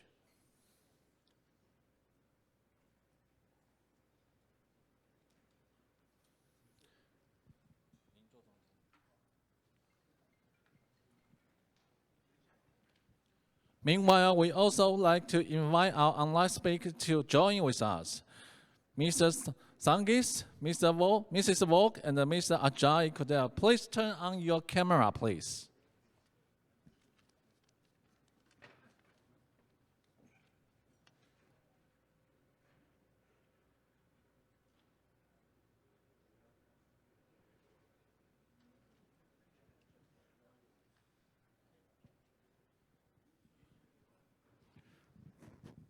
Mr. Lin, the stage is yours. Okay. Time is constrained, only have the 10 minutes, so that's up in the very fast pass. I'm sitting here because there will be many questions, and I have my board, like ambassador and CB, ambassador, the South Africa and the Nigeria and the Somaliland. But actually today, we have some other presenter from other country. So me is only a host, just like a master of ceremony. So if you have, for those 5 speakers, if you have any question, please raise your hand. Any question for the, okay, sir, yes. Yes, sir, on my left-hand side. So speak English directly, right? Excuse me, Mr. Sankalan. I meeting you yesterday, but of course appreciate of your allowed inquiry. But I find out the communication, I got a problem because you are telecommunication the internet or anything, we maybe got some trouble.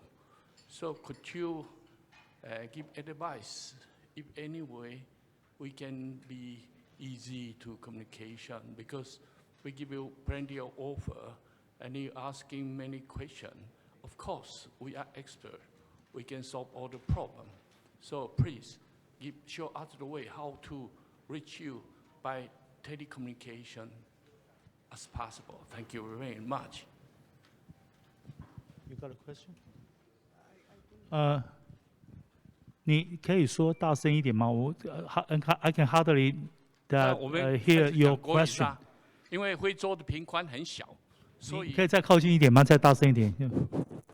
那个非洲的频宽很小，所以昨天 Mr. 桑克兰有跟我 inquire 很多东西，很多 question， 我们要一一的 reply。那昨天我们用 Internet 要去回的时候，就是打不开，因为那频宽我认为是有一点问题。那因为这是大家的问题，我看好几个 speaker 都是讲 telecommunication 都有问题，那是不是我们怎么样沟通？意思就是说用信呢，还是用 fax 呢，还是要cellular phone， 这任何的东西我们可以很有效的跟你报告。谢谢。所以你的意思是说，因为非洲的频宽不够大，所以要怎么样用正确的工具，包括你刚刚讲的是手机或其他的方法上网，是这个意思吗？对，它有一个 WhatsApp 就是大陆在用的，台湾就比较小。那 Line 台湾是比较所以你是说通信软体吗？不是通信什么方法，因为通信最怕麻烦就是。Okay, I think his question is for Africa, because sometimes the internet is quite slow. So, do you using any specific technology or what kind of the social application to speed up your communication? Okay, you can use your microphone. The most common social application used in Tanzania is WhatsApp. WhatsApp communication has helped business in all walks of business to improve the communication. So WhatsApp is the most common one. As I indicated in one of the slides, the 4G is now getting implemented in most of the areas. So 3G penetration is high, but 4G is also now growing in terms of penetration. So over the years, in the next 2 years, we hope the communication would further improve because the 4G network would cover most of the areas in Africa.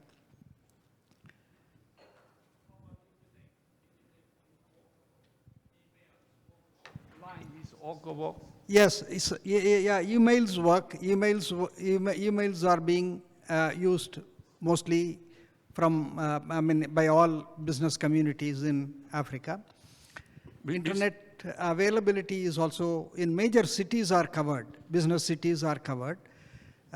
Interior is slightly difficult. The network access is difficult in the interiors of Africa, but it is being improved now with much and more what you call the towers and 4G penetration. And because your telecommunication is quite slow, so during office hour, that is mission impossible for us to send you by the internet or by the cellular phone. Is that right or no? Because the traffic is very heavy in the telecommunication. Yes, most of the text information is getting transmitted easily, but most of if you want to have a live chat or a video communication, that's little difficult. Depending on some places, it is possible where 4G network is there. Other places, it is slightly difficult. I do agree that. But okay, that's in this way, because we are spending a lot of time. So right now, my question is, for Tanzania, okay, and for also Congo later, and for also for some other country. First of all, in Taiwan, we use a fixed rate, which is you pay certain money, you have a 5G all the time. But I know in Africa, sometimes you only buy a 1G or 2G. Yeah. So actually, you cannot turn on your internet all the time. So my question is, I want to know in Tanzania, so if you cannot turn off your WhatsApp all the time, so is there some other way for you to guarantee get information, something like email or mobile phone? I text a note to you. Yes. It will be more efficiency than just like a WhatsApp.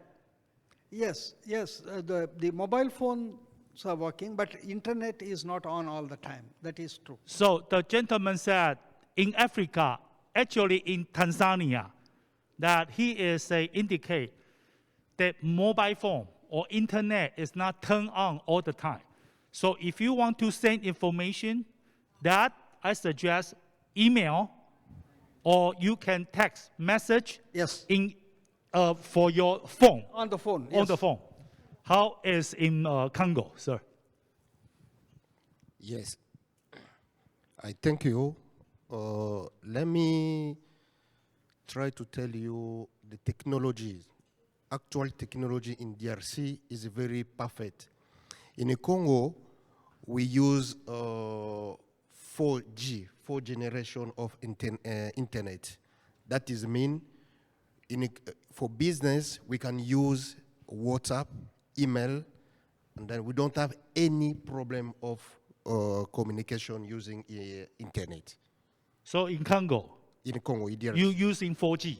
4G. So you buy full time. You can turn out your internet all the time. Yeah, you use internet all the time. We don't have any problem of internet. Okay, so we have also have the our speaker, South Africa. Madam, can you tell us that what happened in South Africa? 可以帮助他一下吗？ And also, 5G is now also being used increasingly in South Africa. There are no issues with internet connection. You can communicate via WhatsApp, via virtual meetings, MS Teams, Zoom, as well as email. So no connectivity issues. Some of our public hospitals do have internet access, but that's mainly in the rural areas.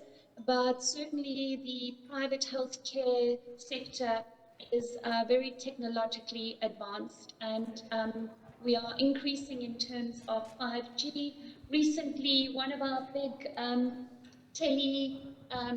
mobile telecoms companies, Vodacom, has achieved internet speeds of 2.4 gigabytes per second in a recent 5G test. So really, it is the mobile network tech of the future. Okay, clear. So I will have the two questions. One question for Tanzania, one question for Congo, especially DRC Congo. We don't have too many guests come from Congo. So I have a special question for him, for the all audience. First of all, for Tanzania, that you just finished a new, very peaceful election. Yes. So I see your presentation, Yes. but I would like to know, are you familiar with Taiwan? Yes. Okay, so I would like to know for the new government policy, which kind of the industry, like a manufacturer, do you suggest the Taiwanese people can focus on Tanzania market? That's communication and IT sector. Communication and the IT sector. Information technology. Also, the communication like a mobile phone, like a SIM card. Yes, mobile phone, and also there are other mobile devices, and also particularly the devices which can be used in industries for what we call as low-cost automation. low-cost automation, especially for industries, like a smart factory. Small sectors. 我再简单讲一下哈，这个坦桑尼亚他刚刚讲一个非常重要，如果您是做通信产业、资通产业的哈，那个地方其实蛮适合发展的。在他刚刚讲另外一个问题就是 low-cost 的 automation。当你要讲这个工业4.0，有的时候我们真的是打太高了。他现在是讲比较价廉物美的这个制造，啊，制造业，你比如半自动啊、全自动啊等等。Okay, thank you. So I have another question for Mr. Kango. That I know you are in a security industry. I don't mind if you can share your customer, but you don't need to name who is your customer. That I would like to know, especially in DRC Congo, what kind of the customer that doing the factory or manufacture or whatever, because I'm Taiwanese. So I'm asking for Taiwanese people who doing the manufacture or for those kind of the industry. In your customer, can you figure out what kind of the industry, something like textile industry, they doing the plastic injection, or they doing such kind. So can you give us a small trade that we can focus on which industry is right now is emerging in DRC Congo industry? Thank you. If we want to tell you about the opportunity for the security industry, we would like to tell you we need more people to come to Congo. About the security industry, we need uniform. So we need uniform. So our company security, we will like people who they can see the Congo with the eye of investment. We need people to can bring uniform. We need also people who they can supply about boats. There is shoes who they call botin security boats, and then we need equipment. So people also, as we come, we are talking about this Forum African Opportunity Business. We want people in the sector of security to have partner, to have people from Taiwan who they can come to invest about equipment, about material of security. OK， 刚刚我们这位刚果先生他讲一个很重要哈，我们台湾比较少去接触，其实我们到处都是制服。Uniform is not only for security, but also for military, for police, for school, for... Yes, in Congo, we have the system of tender. There is operators like us who government given the tender, can give you the tender to produce, to come like here in Taiwan, to produce uniform of police and uniform of army, military. So it's also very big market to people to look forward to get that opportunity to produce uniform, police uniform, also the army uniform. 是那个制服产业哈，其实在非洲哈不止，其实对我来讲，我在这个地方工作这么多年哈，制服产业一直都是非洲一个，不要说大宗啦，它绝对是一个蛮好的产业哈。接下来我会问一个问题，有关于医疗的问题，就是有关于比如说洗肾啊这一方面的工作，在非洲也很缺乏。我想问一下南非哈 ，Madam South Africa， question. In Taiwan, we are very happy. We have a big number for dialysis, kidney dialysis. I would like to know that in Africa, especially in South Africa, what is the today's situation for the patient and also for medical? We have a lot of number that in South Africa that we can do the dialysis service, or either way, we have a lot of customers that because we are lacking of the dialysis equipment or service, so they have facing the daily problem. That I have no idea because in Taiwan, we have a big number. Thank you.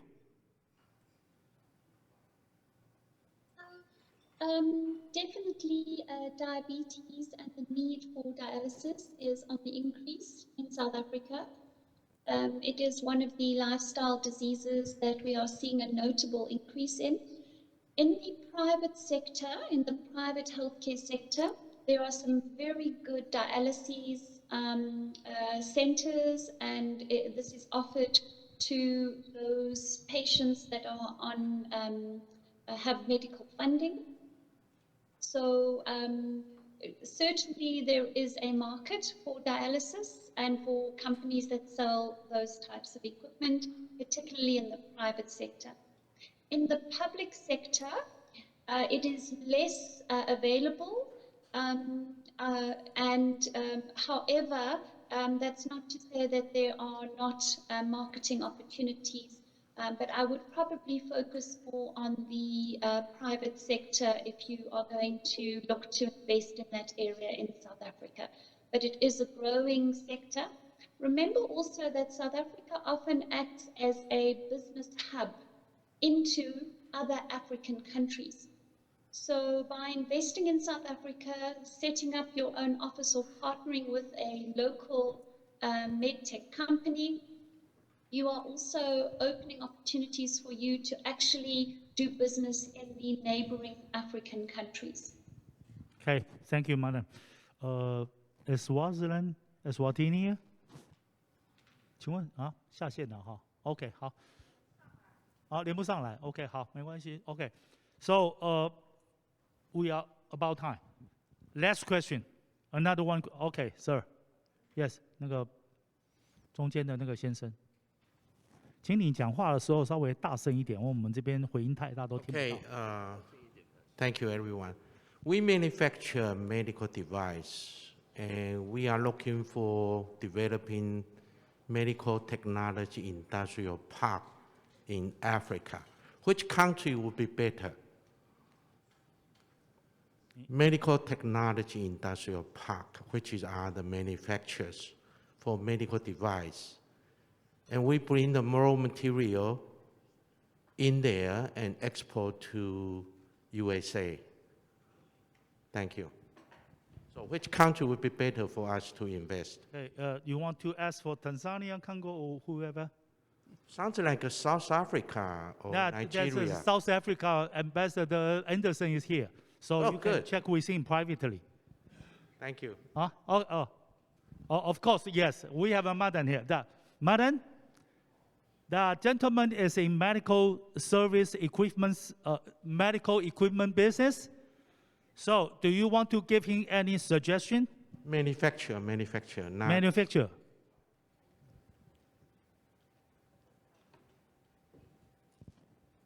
May I comment? Do you have a free trade zone, that kind of industrial park for us? We do. We have that at the, in fact, there is one in Durban, which is a free trade zone. Right at the King Shaka International Airport. It's called the Dubai Trade Area.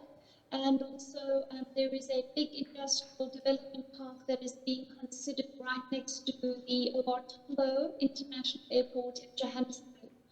Our government is also at the moment looking at actually implementing a health products master plan to actually support local manufacture of medtech in South Africa in a much bigger way. They're looking at targeted incentive programs and other initiatives. So I would absolutely welcome you. Our labor force is quite cheap in comparison to other countries. We have the infrastructure, we have the expertise, we have the skill, we have a quite well developed and developing regulatory system. So absolutely, South Africa, I would say, is a good place to come and do local manufacturing. Thank you. Okay, that I'm suggesting that Taitra, sir, that you can contract with Taitra. That I think you probably can get email from then, and also you can get the contact with the liaison office of South Africa in Taipei. Right now that I know it's time very constrained, but I have to check Nigeria. Nigeria, they just got online. That DG, Director General, or Secretary General, is Nigeria here? Huh? Yes, please. Sir, that, can you hear me? Sir, Nigeria, that there is a more than 130 Taiwanese busy people here. We in the all kind of industry. Did you suggest us any specific industry, manufacturer, whatever, that we can get a government, especially Nigeria government incentive? You encourage which kind of the industry, no matter manufacturer service, to Nigeria. Can you give us some direction? Okay, thank you very much. And I'd like to apologize. We had quite a number of challenges in trying to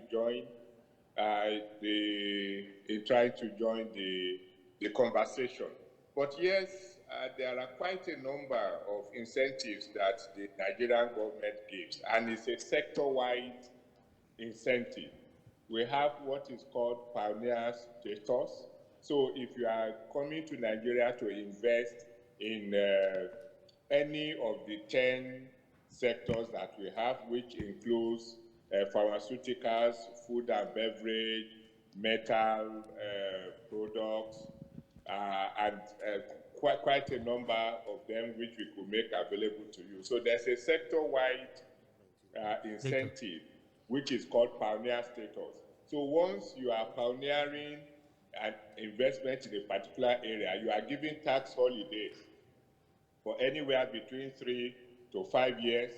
And if you contribute to putting infrastructures in the environment where you are operating, for instance, if you construct roads that lead to the factory, or you provide any of the infrastructure that you require, you can have tax breaks over a period of time to the value of the agreed sum for fixing that infrastructure. We also have a very good, if you are a member of the Manufacturers Association of Nigeria, for instance, we have MOU that we have signed with Standards Organization of Nigeria. We also have collaboration with NAFDAC, which is the National Agency for Food, Drugs Administration in Nigeria. We also have collaboration with Nigeria Export Promotion Council in case you are establishing industries that will export from Nigeria. You can have incentives for them in terms of tax break, tax holidays, and access to government support in so many other areas. But what is critical for you will be for you to identify a business membership organization that will lead you, that will be able to guide you through all the bureaucracies. But this has been tremendously watered down by the ease of doing business, which Nigeria has continued to go up in the ranking in the world. So registration of businesses is made quite easy. You can get that done at a one-stop shop that is located right inside the Nigeria Investment Promotion Council. And the organization will be there to help you through all the processes. So there are, in Nigeria, we have 200 million people. So an investment in food and beverage, an investment in production of educational materials like books and all pens and so on that are used in education, it's quite recommended. We have also started to make inroads into technology. There are quite a number of industries that are involved in assembling of computers, laptops, and desktops. We have them in Nigeria. We even have one or two companies that have made investment in the production of smartphones. And so in those areas, government gives a lot of tax incentives and other facilitating instruments for you to be able to have an easy start. You also have 100% repatriation of your profit, if you so wish. And the risk of nationalization of your factory is zero. Nigeria has since moved away from all of those constraints. So, I mean, these are a number of areas where I think investment in Nigeria will be a good choice for you to make. We are also a gateway to the 14 other countries of West Africa. We are guided by ETLS, which is ECOWAS Trade Liberalization Scheme, that allows you to export within the continent tax-free. And we have free movement of persons. We have a common agreement that allows anyone to move from Nigeria to all the 14 other countries in West Africa. And with the African Continental Free Trade Area Agreement, establishing a factory in Nigeria gives you free access to other African countries because 90% of the tariff lines are being liberalized to zero. So this gives you an opportunity to have a competitive exportation process from Nigeria. Okay, thank you, DG. Last but not the least, so I would like to also invite Mr. Congo, Mr. Lomengo. He have a few words to say. Thank you, sir. I want to jump to this opportunity about medical equipment manufacture. I don't know, sir, if you just wanted to do it in South Africa, but since we are talking to Africa, if you are not say about DRC, you don't talk about Congo, it's like you don't say anything to Africa. We are big, and then we are very interested to this offer you are giving to us, African people, to manufacture equipment of medical.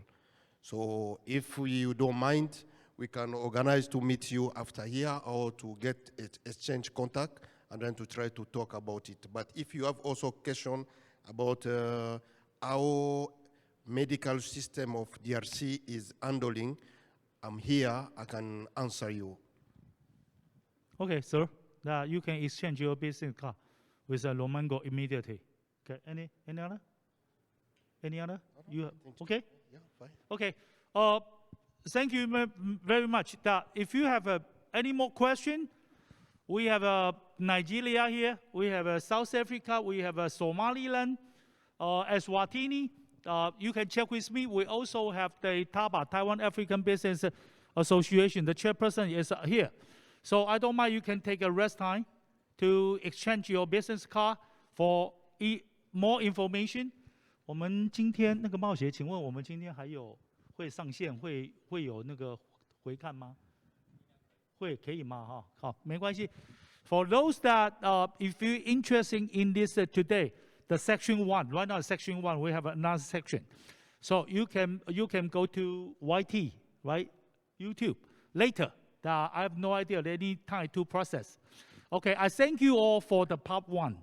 I thank you very much that we can have a rest for. I'm gonna hand my microphone to Master of Ceremony. 谢谢. Thank you.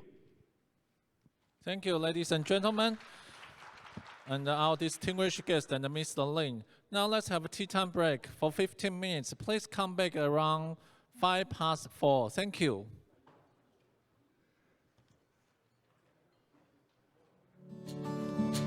各位贵宾请注意，如果说各位贵宾想要租借翻译器的话，可以在门外与我们的柜台登记，谢谢。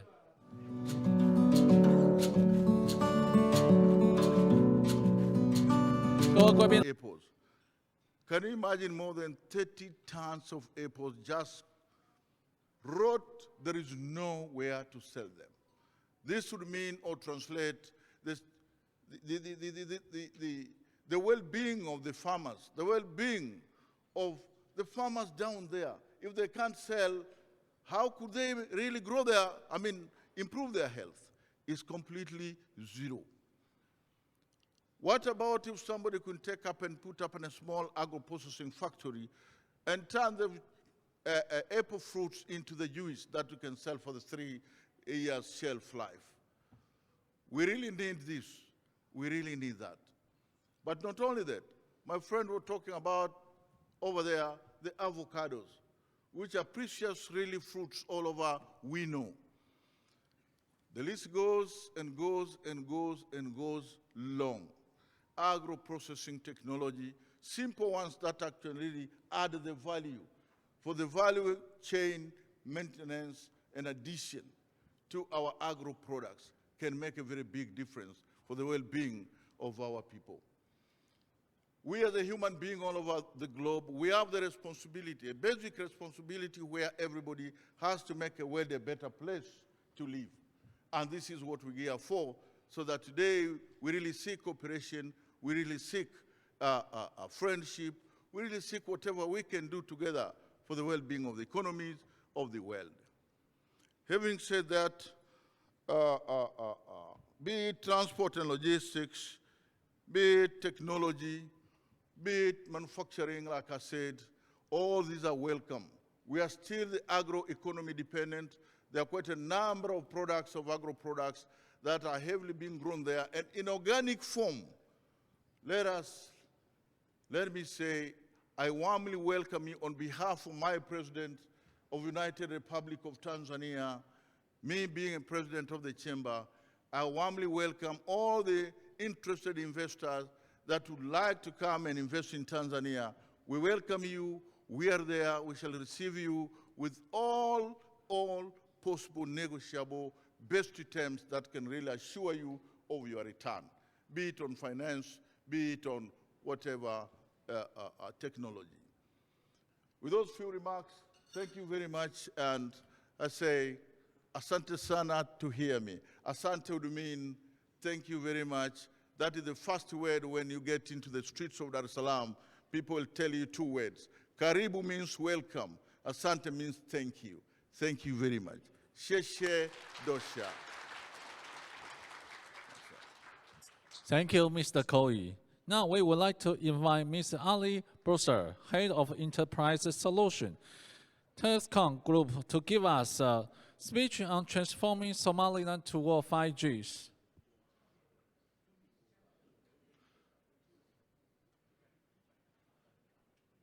Dear government officials, representative of the business sectors, distinguished justice and ladies and gentlemen, good day, good afternoon, wherever you are. My name is Ali. Hello, can you hear us? We can hear you. Yes, you may start, Mr. Ali. Yes. Thank you, dear government officials, business representatives, distinguished guests, ladies and gentlemen, good day, good afternoon. My name is Ali Bosir, Head of Enterprise Solutions from Telesom Group. Today I would like to have a short presentation about 5G technology in Somalia. And before we start with the presentation, I would like to share with you a short video clip that will give you an overview about our activities and what we do in the country. Please go ahead.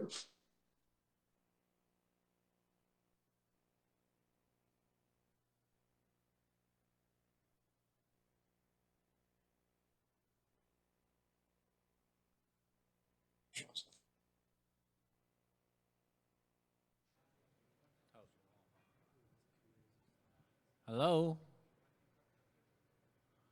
Yes, we're waiting for Taipei to put our presentation, the video we sent it to Taipei. Okay.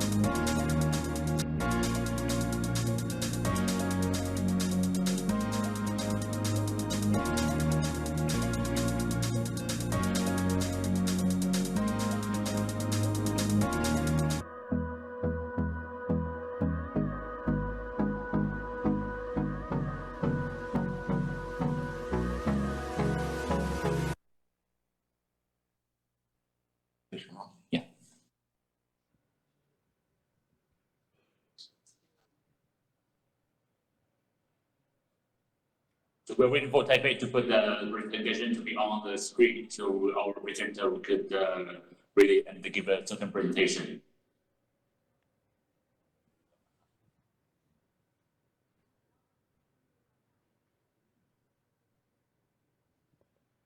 Okay, can you go to the next slide, please?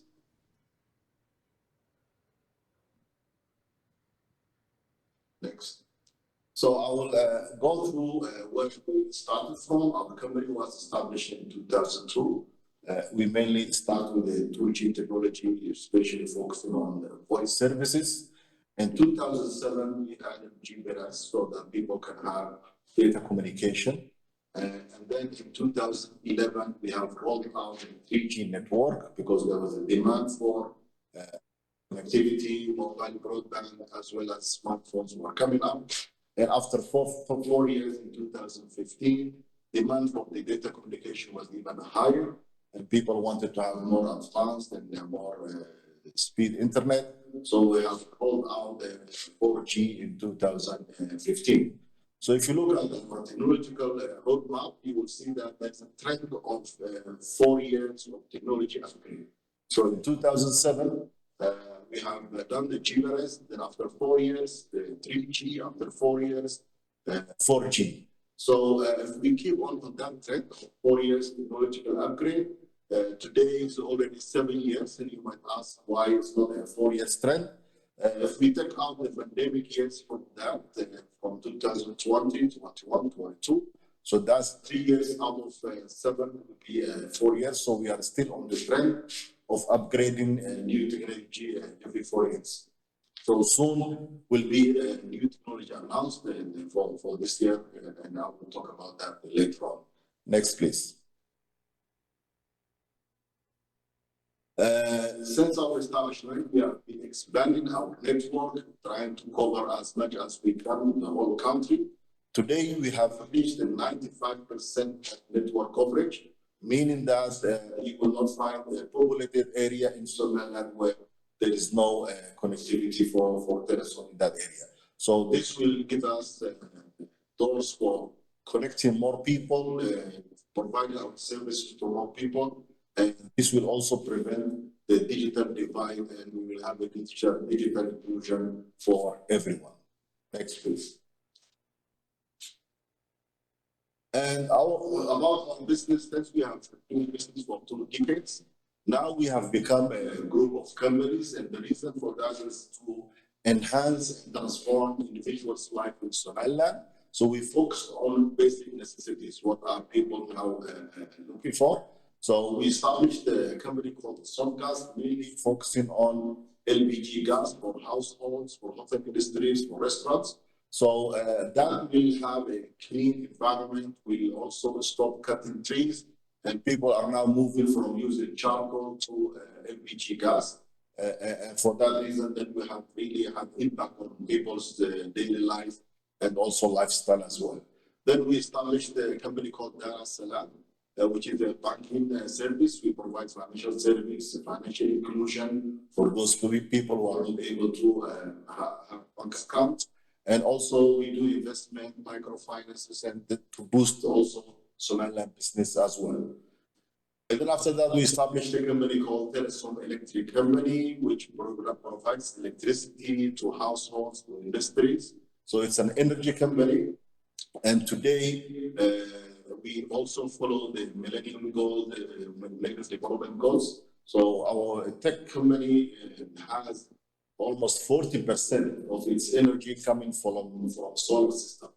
It's also powering our telecom towers all around the country. So today we have reached as well 95% of our telecom towers are powered by solar energy. So we are also focusing on clean energy and environmental friendly energy as well. And then we have established a company called the Capstone, which is more on the construction real estate business. In this year, we have developed 2 modern residential areas in the capital city, Hargeisa, and both of them will be open the next year, and they have households of around 100 and both together. And this will be a model city, a smart city, applying latest technologies and all that. Then we opened as well automobile industry called MAT, Modern Automotive Company. And the reason for that, the country are importing used car, which are almost 10 to 15 years old, which is not environmental friendly. And for that reason, then we give opportunity to individuals to have new, brand new cars.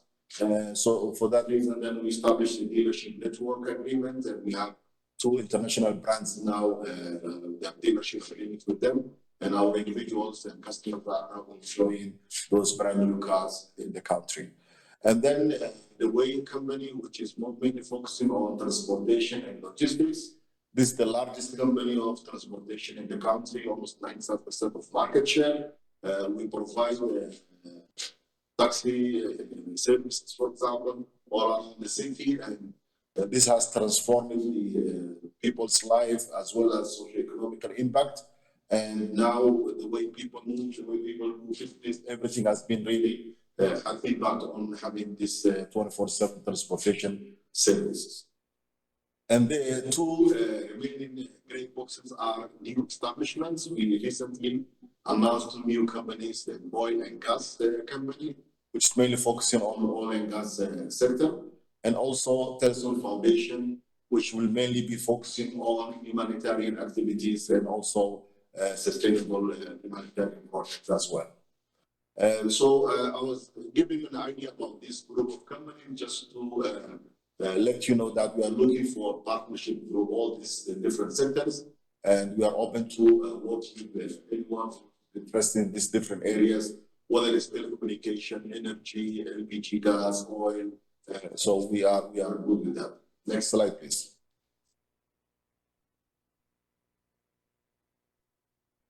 My topic was about the 5G. Of course, as I said, the trend of telecom technological upgrade was every 4 years. So today we are in the new era of the technology upgrade, and the question is then whether the country is ready for 5G, whether Africa is ready for 5G, and this debate has been going on for a while. But if you look at the 5G, it's already there in Africa. Many countries have already rolled out 5G network. 5G also comes with a lot of benefits of network economics and innovation. It will bring new businesses. It will also help boost the new youth startups and come up with new initiatives as well. And also our country has entered the digital transformation era that everyone is now trying to go towards digitalization, the private sector, the government, the NGOs, everyone is really trying to digitize everything and provide digital services. So all these indicators are good indicators for going towards 5G. But on the other hand, next slide, please. On the other hand, then you have the debate of saying that 4G is still there. There is no room to grow for 4G. A lot of people are not able to buy 4G devices today. And we can see that the number of 4G devices are not as much as the 2G devices. And also connectivity, the mobile connectivity in sub-Saharan Africa in general, it is growing, but it's not there yet for 5G as well. So these 2 debates are always there when you talk about the 5G. Next slide, please. And as a forecast in 2025 for sub-Saharan Africa, as we can see, even 5G will be only 3% connectivities from all. But together, 3G and 4G will be dominating the market that will make more than 70%. But the good news is that 2G is declining, and that means that we have to go towards the smartphone penetration and also providing new services and the digital literacy increased as well. Next slide, please. And when we look at our network, what people are using, what devices are mainly people are using. So we have seen that there is a huge rapid growth of the smartphone. Just a few years back, the percentage of smartphone growth was much lesser than what we can see now. But today, smartphone is already catching up with the basic phone. So there is a rapid growth of coming smartphone. And that means that people will demand more connectivity, high-speed internet, and better mobile broadband quality. So for that reason, then we can see that the need for technological upgrades there, and people are now looking for better services and enhanced services. Next slide, please. And for that reason, then we need to lead the country towards the new technology, towards 5G. Most of the African countries are now mainly doing trials for 5G, so everyone is testing 5G. And also there are demands coming up now from the emerging technologies from different technology perspective. IoT is there, whether you will be using for agriculture, for transportation, metaverse for education, for example. There's also applications there, e-learning in the health sector, automobile, electric cars. So all these things are coming to the country, and we need to be ready for it.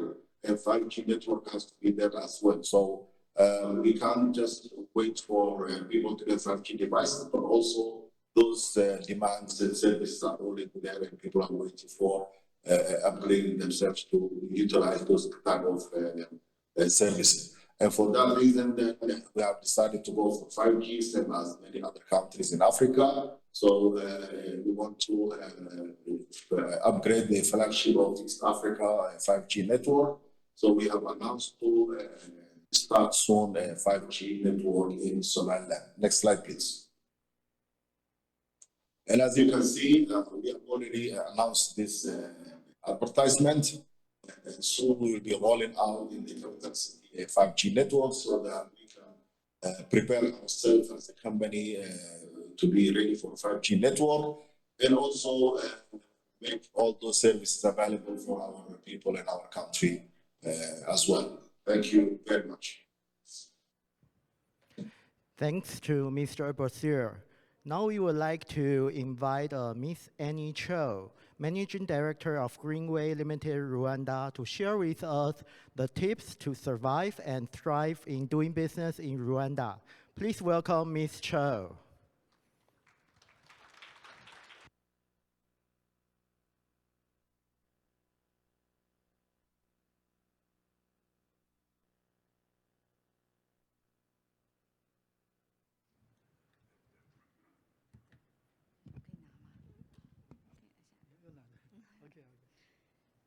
Hi, hello to all the elite business people and important people here. My name is Annie Cho. In Rwanda, they call me Annie Shu. In French means baby, I believe. So a lot of people call me Annie Shu, means Annie baby in Rwanda. So I would like to introduce myself. I was in China from 2004 till 2018 for business, and now I have 4 warehouses around the globe. So I have a logistic company, and I have law firm, and I have coffee plantation. So I would like to introduce Africa to my people in my language. Thank you. 我先讲中文。现在我现在在卢旺达经商。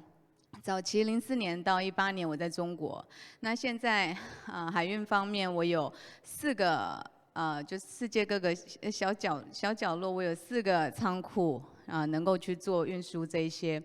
那在卢旺达，我现在还有律师事务所跟一个小小的那个咖啡庄园这样子。那现在我们来讲一下卢旺达的小分享啊，我们来第1页好吗？谢谢。对，很多人都说什么时候能够进去非洲，我们没有人知道什么是最佳时机，因为有很多前辈从30年前也去了，40年前也去了。那我比较晚，我18年才进去的。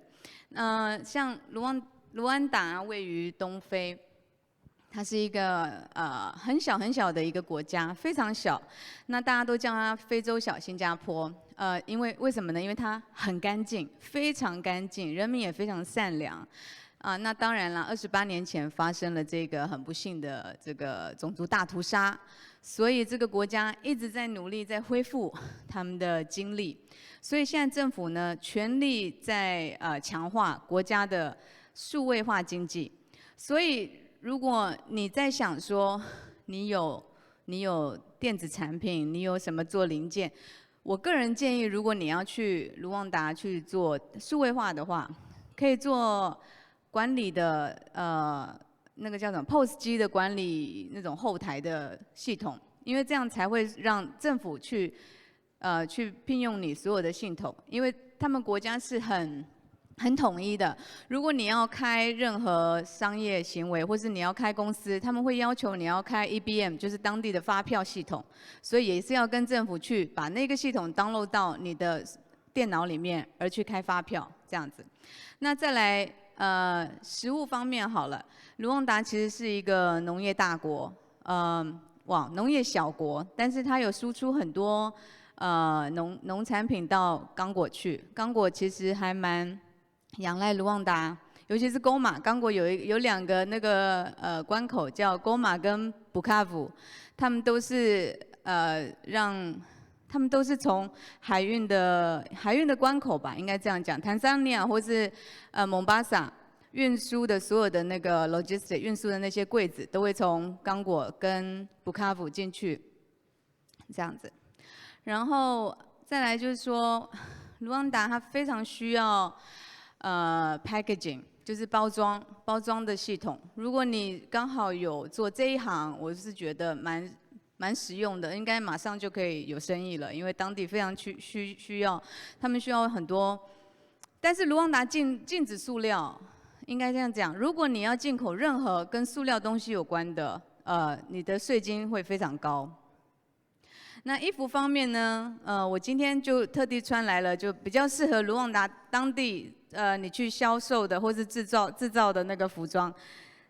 你需要一个很有弹性的牛仔裤。如果有人在做就是牛仔裤或者说衣物产业的话，你的那个牛仔裤弹性要非常大，因为毕竟非洲的话，他们长得非常好，比我们好，容易也长得比较开，所以你必须要非常有弹性，衣服也要有弹性。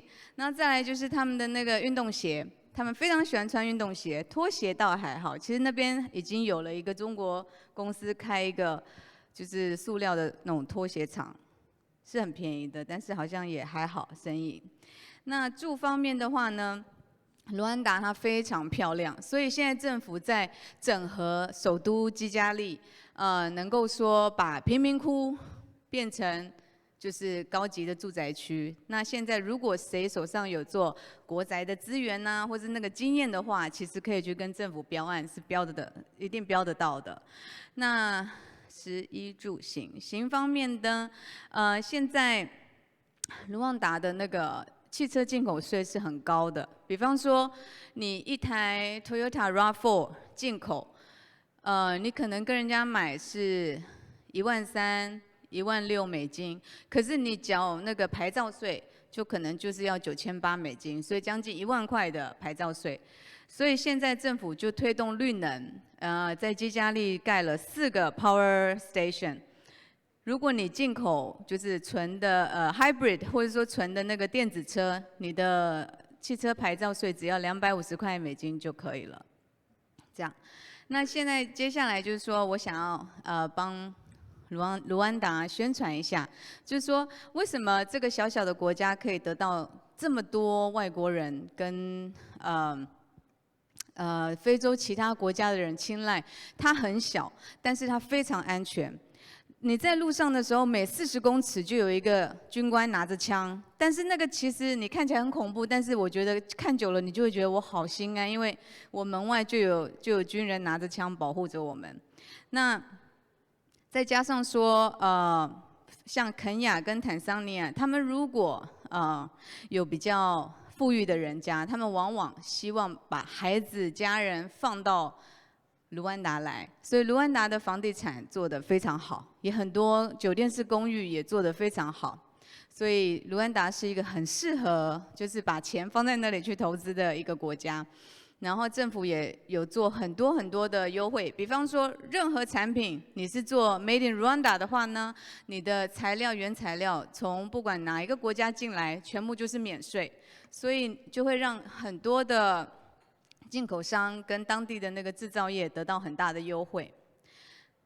再来，下面有一个，我们来看第3页，大家看到 Toyota， 对，它是一个卢安达人民最爱的汽车品牌。每一个月真的可以销这么多吗？可以，这都是二手车的市场。所以如果在台湾有人在做汽车零件，甚至是二手零件，或是二手的引擎，或是甚至是就是 parts， 就是可能那个玻璃，二手的玻璃，或者那些那个叫什么那个什么前后那个开车的那个叫什么？对对对，我不太会讲车的东西，反正就是前面可以开的，你只要二手任何东西能拆下来的，我跟你讲，到那边都可以卖，因为当地基本上交通有一点乱，是有一点乱，但是他们本地人非常爱漂亮，然后呢，行头也讲的非常非常就是讲究。比方说在卢安达，你看到一个人，你第一眼，我们如果是台湾人，我们不会去看人家鞋子，对吗？可是卢安达人不一样，他第一眼就会先看哪里，看鞋子，看你脚干不干净，因为他们鞋子，你只要一出门要见人，那鞋子一定要洗干净。那对他们来讲就是门面。那再来就是，他虽然开一个二手车，但他车一定不会破，他车子一定很干净，他里面一定保持很干净，因为他们觉得这一个外表对人家来讲是尊重他，也是让人家尊重他自己这样子。所以你们就可以知道说，卢安达人是多么的爱整修他的汽车。所以当你真的手上能够做这些零件啊，这种周边产品，其实是很有帮助的。再来，下一页，第4页，这个就是一个 sample， 这个叫做那个营业执照 RDB Business Certificate， 然后网址在那边我都有，不用你直接打那个网名，你就下面就看得到，你可以去哪里申请。在卢旺达你要申请，你要开公司，本地人跟外国人都一样，并没有因为说你是外国人而需要多花钱，没有。然后也不会因为你是外国人而要多缴税金，没有，都是一样的。当地人跟外国人，方式都一样，税金都一样，所以我觉得是一个很公平、很透明，也不会遇到那些贿赂的问题。因为他们的当地法律就是说，如果一个官员或者一个军官会就受贿的话，他可能就真的被政府整个就抄走了，房子没了，车子没了。他人也坐牢了，妻小也不晓得到哪里去了，所以贿赂是非常非常严重的一个行为，所以也不要去贿赂军人，或者也不要去贿赂官员，这是一个他们可以反诉你，你可能会失去你所有的营业执照跟所有的visa 这一些，然后再来你看 RDB 下来，对，有看到 RDB Certificate 这个非常好申请，你可以自己到网络上。非常明了，你就可以直接就是 register 注册，然后 open account， 你就可以开公司了。但是你开公司呢，你要记住，你看上面那一张，不好意思哈，上面那一张的，你们坐着右手边的这边一行一行可能太小了，你就可以看到说它有标示那个税务的月份跟什么时候，你这个一定要准时，没有准时的话都会被罚钱。然后，因为我有律师事务所，所以我手上有一个客人，那是中国身份的，他在当地做洗衣粉，然后他从2020就开了那个洗衣粉的工厂。那我刚刚讲了嘛，因为原料是免税，但是他没有想到说，虽然原料是免税，但不代表说你可以从某些地方买原料，然后再包装过去，那个就不是叫做原料了，那个只是说你去换个包装，所以他就涉嫌就是不实报他的资源 ，anyway， 所以他就被勒令停业，然后被罚了将近20万美金的罚款，所以卢旺达的税金税务这个一定要搞很清楚，不然非常容易被罚款。好，下面那个。下来，谢谢。所以 RDB 跟 RRA 你们大概就知道，第一个是申请营业执照的，第二个 RRA 就是税务局 ，RIB 就是 RIP 他们的调查局，调查局什么都可以调查，所以如果当外国人在当地发生很多就是可能有危险的事情，或者说可能被侵犯了，或是发生任何事情，你就要知道，你就找 RIP 大街小巷他们都会有一个小总部，这不是警察局哦，这是一个调查局。每一个警察局里面看守所里面也会有一个 RIP 调查局的人员在里面。为什么大家要注意这一点呢？因为 RIP 在当地的那个权力是很大的。如果你发生一些纠纷的时候，你千万要记得知道说，在警察局的时候，或是看守所，你要知道谁是那个调查员 RIP 的调查员，因为他将会写好你的报告，那个报告会完全的影响到你的法院的裁判。对，好，下一张 ，mortgage 贷款。如果在台湾，我不晓得台湾的银行，是否会有兴趣去非洲投资银行这一块？但是大家可以看到，你看卢安达来讲好了，它的贷款利息多少？非常高，15%到18%。那15还不见得是人人都拿得到哦，15你应该要在可能你是申请100万美金贷款的情况下，你才拿得到15%的利息。其实15%非常高哎，台湾好像才多少，不到2%吧，对吗？然后你看年数，它是3到7，最多啦，最多你只能贷7年。可是你要知道，他们有一个条件，就是说首付你或是抵押资产，就是说如果你要借100万美金，你就必须要有30万要拿得出来。先给银行存在银行里面，你才有办法得到贷款。对，不是说随便都能借贷的。然后手续费这个都是会扣。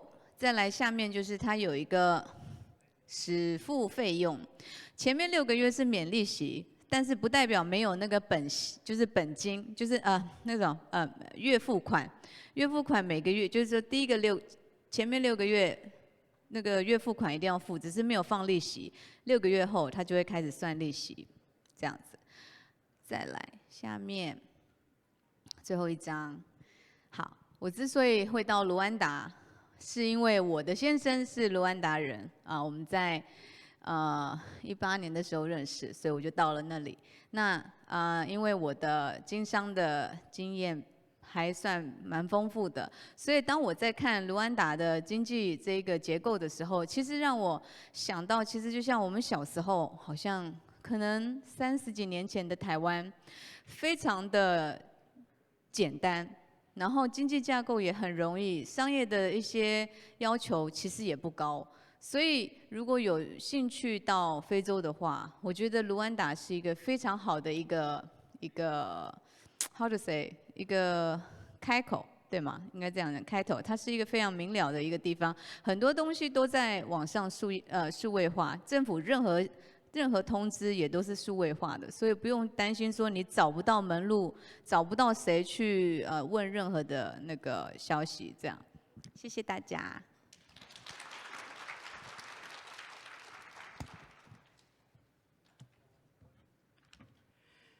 Thank you, Ms. Cho. Ladies and gentlemen, now it's time for the second Q&A session. We would like to invite the moderator, Mr. Zhening Fan, Deputy Executive Director, TAITRA, and Mr. Elmani, Mr. Koi, and Ms. Choi, and Dr. Huang from TABA to come onto the stage. Meanwhile, we will also invite our online speaker to join us, Mr. Bossier. Please turn on your camera, please. And ladies and gentlemen, please give us a second to set up, and the Q&A will start soon.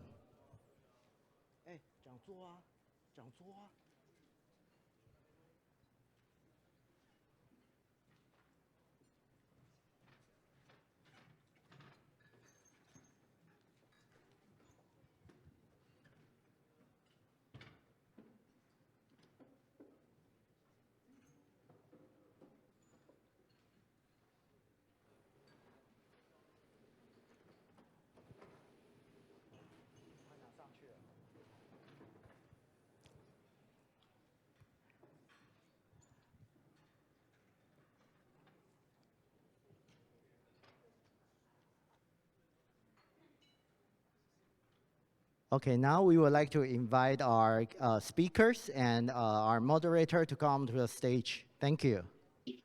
Dr. Huang, Mr. Elmani, and Ms. Cho, And Mr. Koi, please come to the stage. Thank you.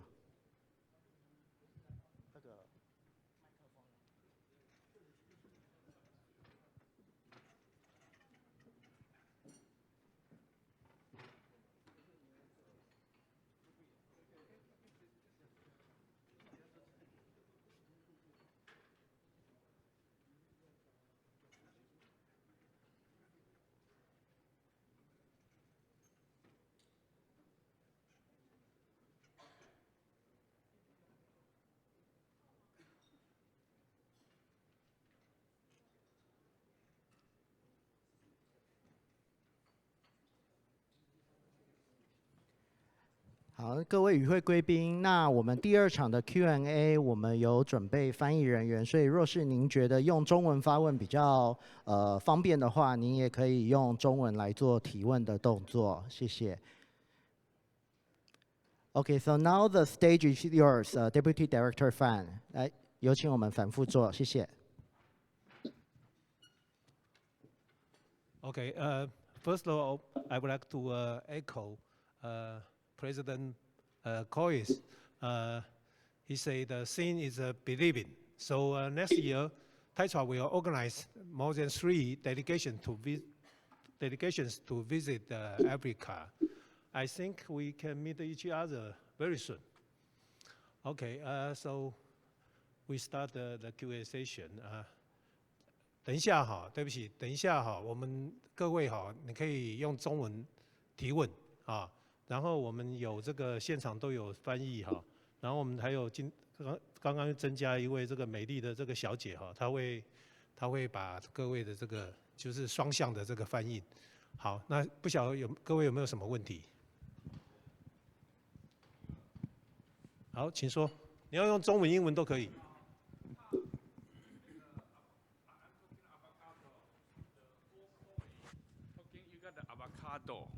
Avocado is a very, very good fruit, but very hard to treatment because high protein.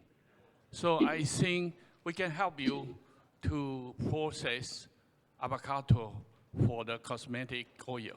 And in the same time, we can make dry fruit of avocado. In other way, avocado can be make lipsy.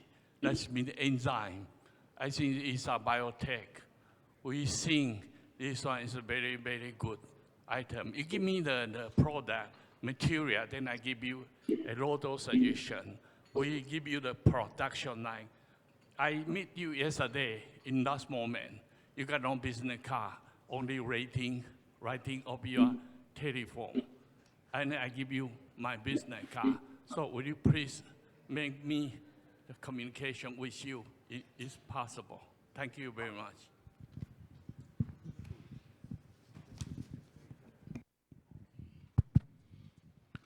Yeah, thanks a lot for that interest you have expressed to process avocado and cooperate in a way that you can get to a point where we can start to see what happen.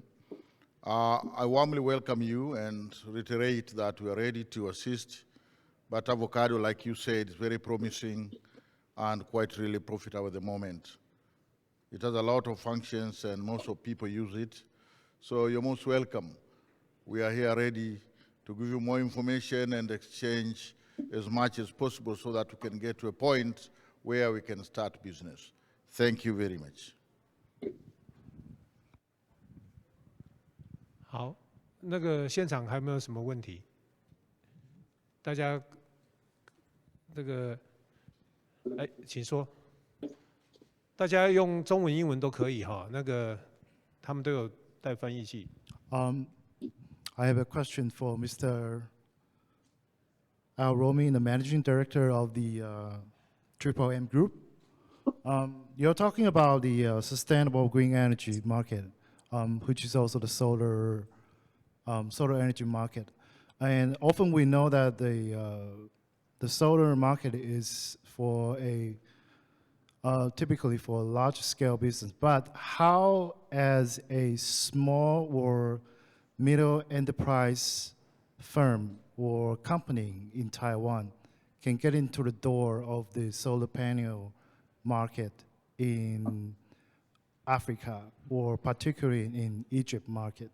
Can you give us any suggestions? Thank you.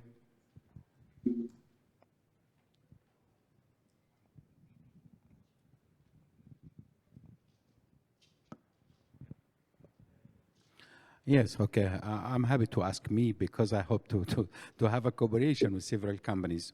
As I told you, the market in Africa, not only in Egypt, is out of grid.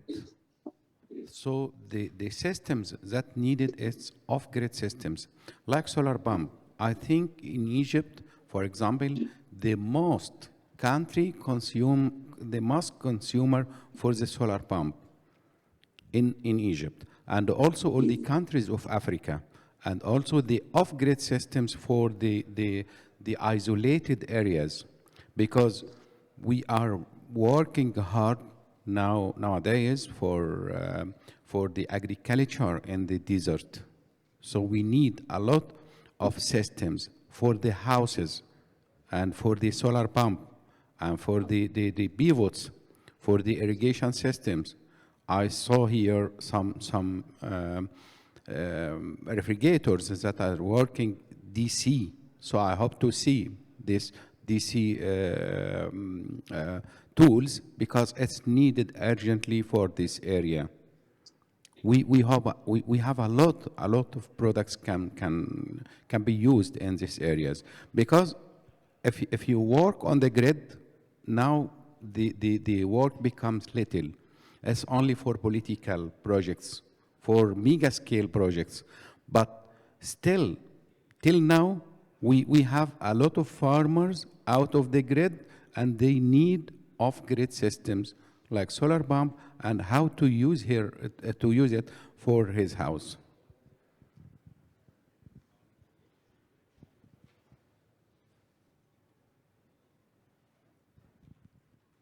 这样回答可以。 Is it enough, or you want more? I have more and more applications. So if you are concerning on this, I hope to have a meeting. I'm here tomorrow and after tomorrow. So I hope to see you. Just we finished now to discuss with you. Yes, we can exchange afterwards. Okay. Thank you. 那个还没有哪位有问题，请说。哎，那个先给那个小姐先好了。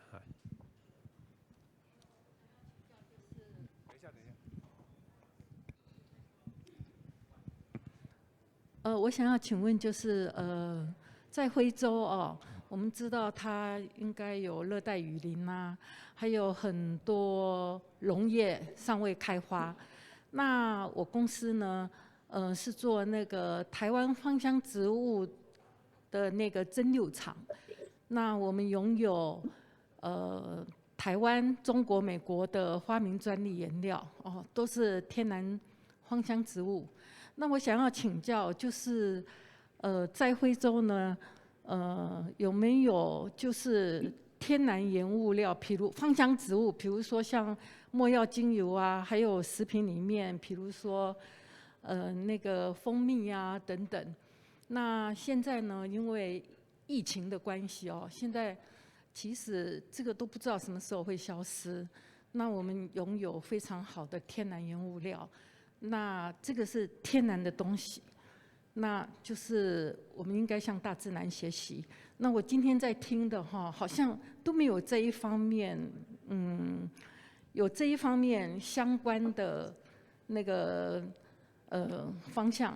但是我刚刚有听到尚塔尼亚，他说民以食为天呐、那其实，在我们中国人有一句话：你的药物就是最好的食物。 你的食物也可以成为最好的药物。那请问一下，我们非洲有哪一方面的天然食物、天然的芳香植物？比如说像刚刚那个洛梨也是非常好，还有像有一些像基底油之类的啊，那如果有的话，我觉得就是有几个方向可以合作。另外一个，我们拥有丰富的台湾芳香植物的专利原料，那都可以合作。 半成品这些，谢谢。好，那个等一下，我们先请那个你先翻译一下，因为我们现在现场还有2位大使哦，都还在我们现场。我们请那小姐，因为线上还有索马利兰的那个朋友在线上。Okay, today the lady she say she's doing the aromatic or the like patent oil, and then she's doing a lot of agriculture plants, and she's wondering is any way they can cooperate to do like avocado as an avocado oil, or either the aroma oil, anything they can grow for agriculture and also to use in Africa, or how to having business in Africa.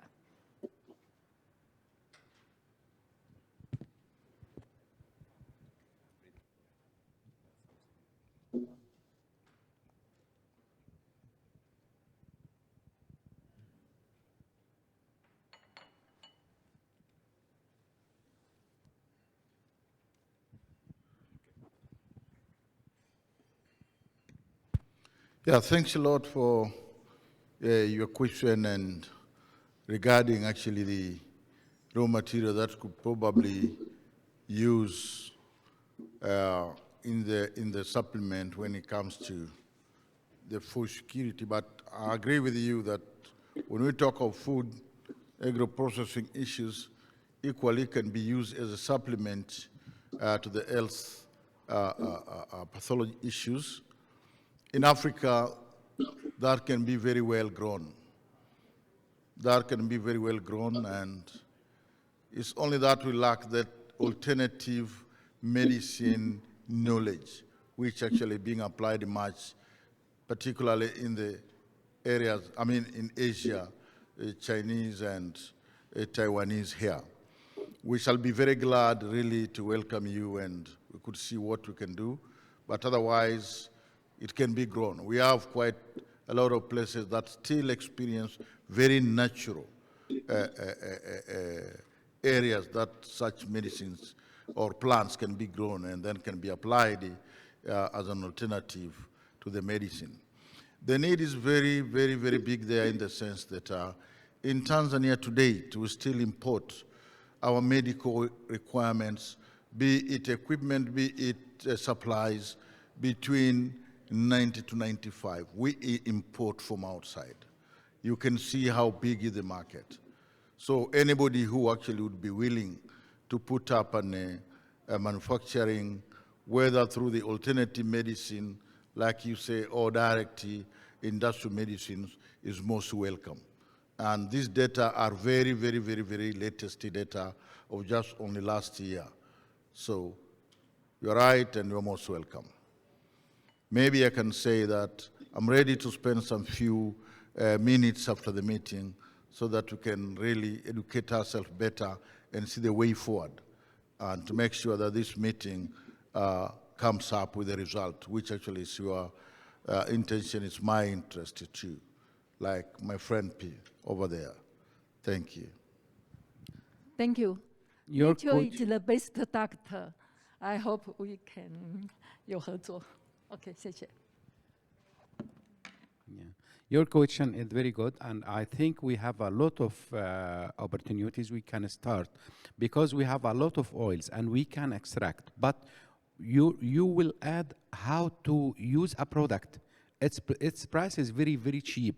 So I'm happy to come here to see you, and I hope to have another conferences in another countries. I think the last conference, if it is on the locations, I hope to invite all of you to Egypt and all of African countries to come to have a conference there, because seeing is believing. Just we see something, we will start. We have a lot of opportunities, and we have a lot of products, as I said. But we need your technology, your efforts, how to collaborate for the future projects. Thank you.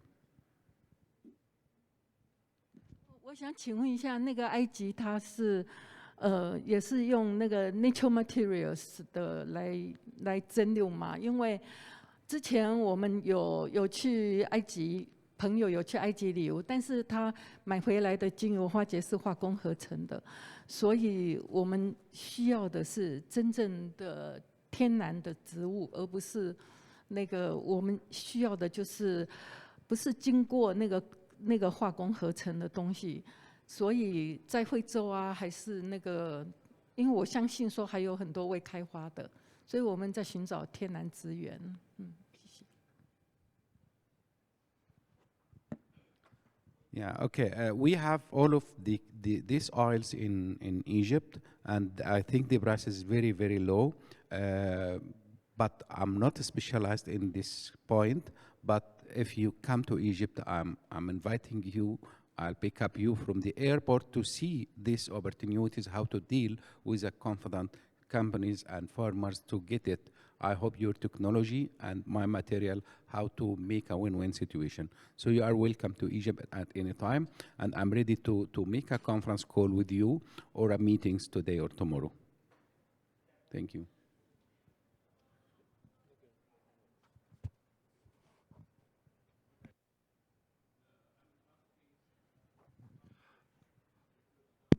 啊，我补充一下，事实上，非洲它有很多的那种植物都适合来作为中草药的，尤其是在我知道你要提炼精油，你有你的特别的那个一些的专利秘方，那这些事实上很早以前很多人都会说往中国大陆去找药草，但是非洲更多，只不过是没有人去发现。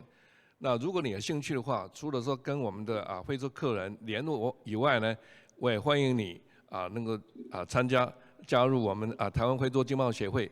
那我们跟贸协我们都是一起，每一年贸协至少有3团。那可能我们那个台湾非洲经贸协会也会有自己组团，甚至有些机会呢，事实上都可以到非洲。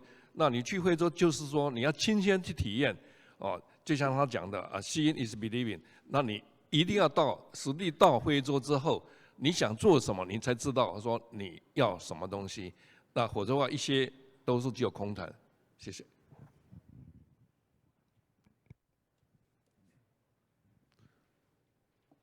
OK， 那个要用那个，等一下，那个麦克风我们。The project is dominated by you, or are you going to be doing the business as an agent to help to assist the Egyptian?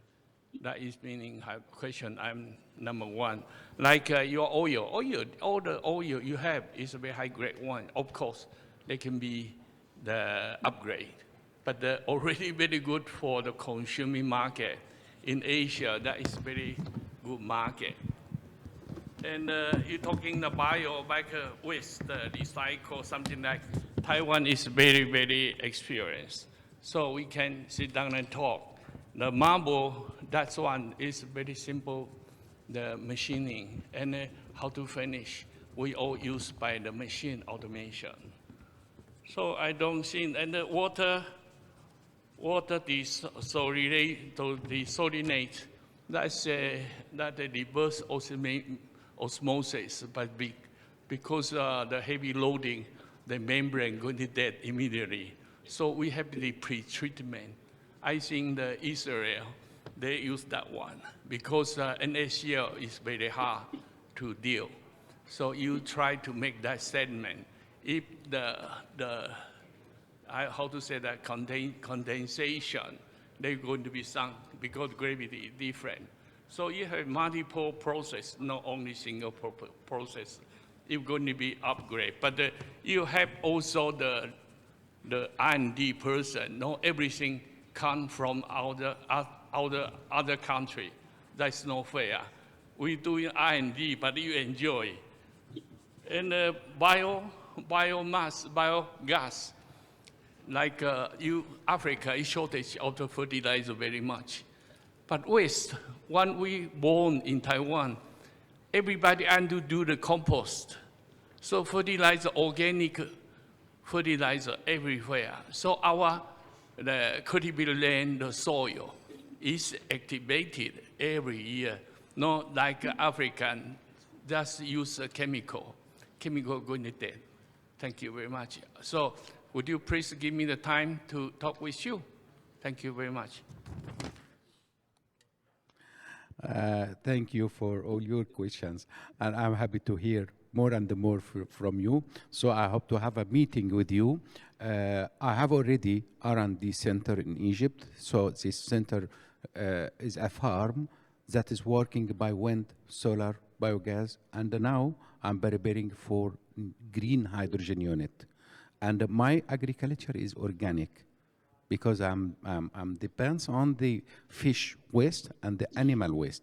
But before using the animal waste, I take the biogas. I have a generator for biogas, a water heater, and all the tools that is working by biogas, and also the generator. So I need this because now I'm a developer in the desert in Egypt, and next month I'll start in Chad. So all Africa need these small units. You have any question? Egypt is control the importation, exportation by few government company. How can you you can enter this business? That's my question. Because you got plenty of military, the factory control importation, exportation, or anything of goods. So you can settle down of this the embargo. Can you, or no other story? It's other story. You are asking about the exportation and importation? And also the business. Yeah, regarding to the currency, or you are asking about the safety or other things?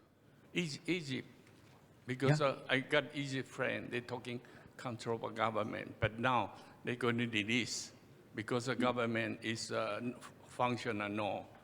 I am the government officer before, do nothing. But when I am the private sector, I'm very happy, very busy. I make money.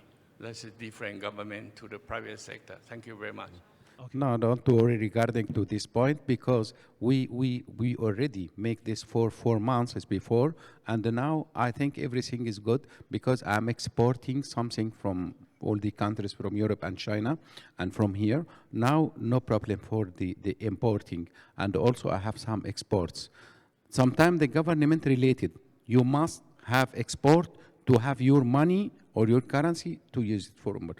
Anyway, I'm ready to have a meeting with you, and I'll be happy to discuss all of these points with you. Thank you. 现场还没有哪位有问题？好。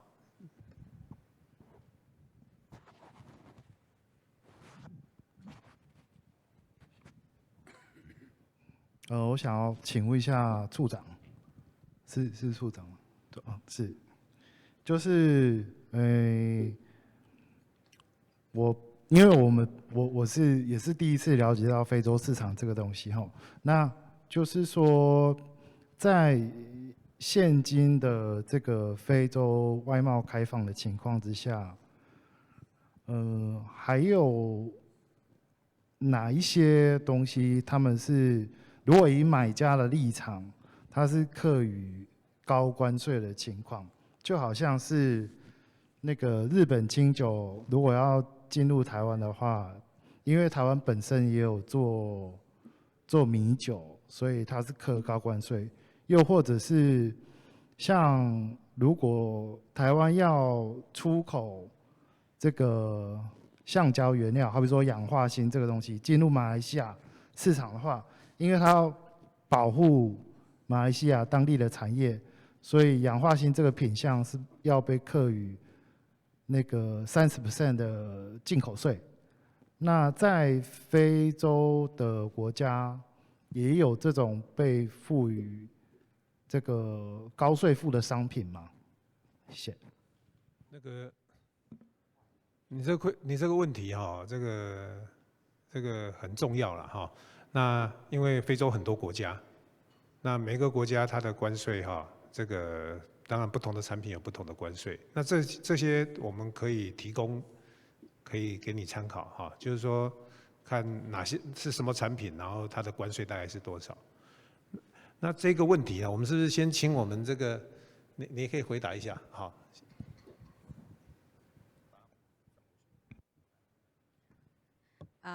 我可以回答一下，就是说，我的柜子通常我们清关都是在东非，所以如果以东非来讲，坦桑尼亚是一个大关口嘛，那它基本上清关一定，清关的税金差不多是从15%到23%左右，它的那个关税 ，OK？ 那肯亚的话，其实我跟你讲。不一定，因为肯亚的话，你要看你遇到的那个清关的人员是谁。好，那乌干达的话比较特别，乌干达通常很多海运公司或是一些物流公司，他自己会去建一个保税仓。那保税仓就可以取决于说你选择哪一个保税仓，就代表你可能比较 lucky 或是不 lucky。如果你幸运一点的话，你的货在那个保税仓，你可能只需要付5到10%的税，可是如果你不幸运，那个保税仓刚好配到的一个清关人员，你可能就是要付全额的税。他们是比较那种弹性 range 是比较大的。那卢安达其实真的没有办法有弹性，因为政府它把所有的东西都在它的 system 里面，车子它就是现在市价的30%当做它的汽车进口税。那其实当其他货品贸易的话，大概是因为从7月份的时候，东非加了10%的那个贸易税、进口税，所以现在变成35%加18%，再加5%，再加1.5%跟0.2%，所以总共全部加起来，我跟你讲就要60%了，在卢旺达。所以如果你要出口任何东西到，就是说如果是要从台湾到卢安达的话，有一个办法可以，我可以就是大概讲一下，就是。你可能就要商量你的贸易商或是厂商，你的那个发票，就可能在清关出去的时候，给船公司或者给这个货柜公司、运输公司的时候，那个发票的价格你自己要注意，因为他会很在意你这个发票的价格。这个就取决于你到时候当地你几乎是给了快60%的税，所以东非其实税收是蛮多的，因为你看 Africa now is like consuming country， 对不对？因为他们现在正在起步。你看奈及利亚，它有石油，但是它没有办法炼油，所以它现在要盖炼油厂。然后有这么多木材，也是一直输出出去，然后自己要从国外买什么家具。然后你自己有这么多像卢安达有天然气，但它卖出去，然后现在呢又从国外去跟印度人或者从其他的那个埃及人或者其他商人手上买瓦斯。所以这是一个很矛盾的一个结构。所以现在 Africa 现在非洲就是抬头了，他们意识发现到说自己手上有的资源，其实要自己利用。所以现在我相信刚果现在他们的那个矿物资源也是缩得很紧，因为他们也希望自己来利用。Anyway， 只是一个题外话。我是建议说，如果大家要做贸易的话，一定要选择好你要的产品。然后不在乎说你的公司多小，或是也不在乎说你有没有就是那种几10年的经验没有，你只要真的想要在非洲好好做一条线，好好做一个永续发展的生意，我跟你讲，非洲人真的都会支持你，因为他们的个性真的几乎你看东非、西非、北非、南非的个性不太一样。可是我个人觉得，我接触到非洲这个市场，他们是非常喜欢我们外国人的。他们是非常接纳我们外国人的，因为他觉得我们学的东西比他们多一点，他们可以从我们身上学很多东西。那当然，在非洲经商，你一定要就是记住就是一句话 ，be patient， 一定要有耐心，你一定要慢下脚步来听听看他们要说什么，或者说听听看他们的商业结构。像很多非洲的经营模式就是要有 credit， 就是什么放款。你一定要放慢，他不见得能够这一单货全部把1000块、2000块美金交给你，他可能给你拖6个月、8个月。那这些合约、这些协议，你自己就要就是考量好。所以在非洲经商，你不要想说那个步调或是速度那么快，一定要慢下来。谢谢。那我们线上有那个索马利兰代表处的长官那是不是？不晓得有没有什么可以跟我们听得到吗 ？Can you give me only less than 1 minute? Don't worry regarding to the customs. For example, in Egypt, and I think most of all Africa, all the renewable energy products, no customs or maximum from up to 5% for the materials that use for the renewable energy.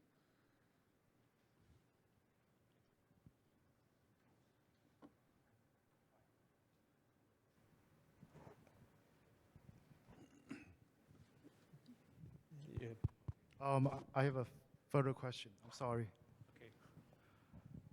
I heard about the African Continental Free Agreement, and it's being signed by all, pretty much all members of Africa. But when will it be all executed to all members of Africa? Because I read the news that right now there are just only not even 1/3 of members playing the. Yeah, don't worry regarding to the security. For example, I'm from Egypt. Don't worry regarding it's secure.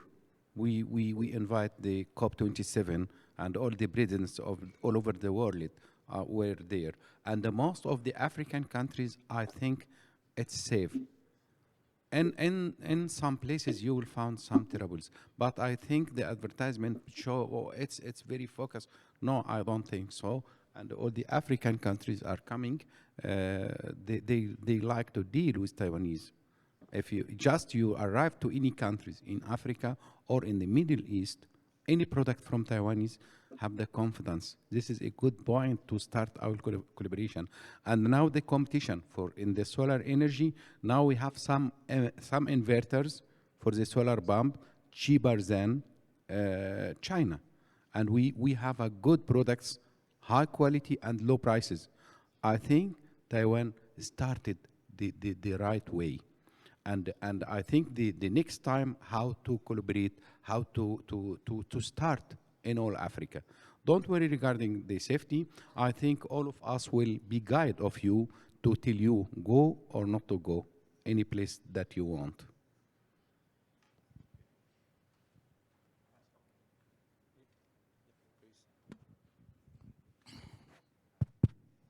Yeah, just only to add over there, Africa is safe. I mean, it's very few places which actually you find the conflict defined, but for the business community, in my own opinion, I was born in Africa. I've done the business for the last 35 years in Africa to date.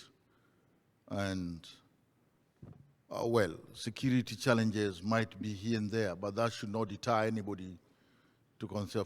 Africa is not a one country, it's a continent, and it's very, very, very safe. Even my sister here who lives in Rwanda, neighboring Congo, with here and there conflict, but we have the Congolese here who are very rich doing business in this situation. They should not deter anybody. And of course, when you come to Tanzania, I think this is an undisputable fact. The people in Tanzania are very generous and very good people. They make the difference in all of Africa. This is not simply because I'm coming from Tanzania, but this is what we'll experience on the ground. So you're most welcome. Don't get scared. There have been a lot of Western propaganda. Let me tell you one very simple question where one of my friends was asking me in New York that, how does the plane land in Africa? Do you have the airport? Can you imagine such a, I'm sorry, a silly question. How did you make it to America? Did you walk by foot? It's a save more than Chicago, I think. Sorry? Save more than Chicago. Yeah. Yeah. So but the world has changed a lot. The world has changed a lot. Let me reiterate that seeing is believing, like what I say. Let us very strongly welcome the Taiwanese to come to Africa and see by themselves. And they'll come up with very, very, very different notions. And my sister here can really talk a lot because she lives in Rwanda, and Rwanda is in Central Africa. And I think, East Africa. Do you have the roads in Rwanda? Okay.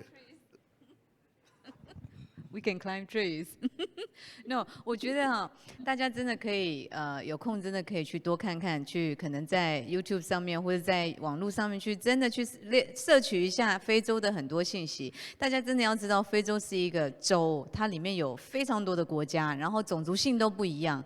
如果当你要看说你要销售的产品，或是当你要走的商业路，你真的是要去做一点点的功课，甚至也可以请就是我们的大使，在非洲的大使帮忙说，或者就是台非这样的这个经贸处，帮助你去找到适合的商路，因为每一个国家的个性、民族性都不太一样，对不对？那像比方说东非来讲好了。那坦桑尼亚他们是非常的贸易经商的一个国家，所以你要在那边经商，你真的要蛮聪明的，真的要蛮聪明，要精一点。那你要在那个刚果去经商的话，那你口袋要够厚，因为你需要很多保全啊。然后不好意思，我把人家底都讲了。那还有，如果说在肯亚或者在其他国家，我觉得真的就要看你要了解说那个语言的属性，像坦桑尼亚他们是会讲阿拉伯语，也会讲英文的啊，然后也有那个 Kiswahili 啊，就是那个 Kiswahili 中文怎么讲啊？斯瓦西里语啊，斯瓦西。然后在刚果的话，它就是什么？就是 Kiswahili 跟什么法语，所以他们。你真的要知道说，那他们到底英文能不能通，你就要可能找翻译。那我还是再继续推荐我们的国家卢安达哦，我们那个中文也可以，你不要吓到我们有非常多的当地人、当地学生之前被派出去学中文。然后所以中文你找得到，很容易找到翻译，也很容易在就是政府机关，甚至在那个经济处，你都找得到可以跟你讲中文的当地人。中文可以，英文可以，法语可以，卢旺达语也可以 ，Kiswahili 语也可以。所以我们就看到我们这个小国家有多努力，好吗？所以大家可以来找我们，谢谢。好，谢谢。对，那个华联这边是不是有一点空间，我们有一些这个评论吗？那个，可以，请再说一次，那个可以大声一点。Yes, thank you very much. Just wanted to add on the discussion of the safety and security. The gentlemen from Egypt and Tanzania are well represented in Africa, but when it comes to safety and security, I understand that there are many factors that foreigners are prevented from doing business in Africa, and that is lack of infrastructure, lack of security, lack of information. So these type of things are preventing a businessman to do business in Africa. But I would say that I agree with everyone on the stage that Africa is safe. And whatever conflict is there, it's between the Africans. But in terms of people, they really respect foreigners. They really are friendly, and also Africa has a rich culture. So for that reason, then even if there is a risk of security, there is business opportunity as well. Thank you. I think we have more than thousands of companies from Egypt are working in all of Africa. So nothing is happened. Don't worry. We got nothing. We are working since several years. You are welcome to come to Egypt, the gate of Africa. You are welcome to come to anywhere in Africa.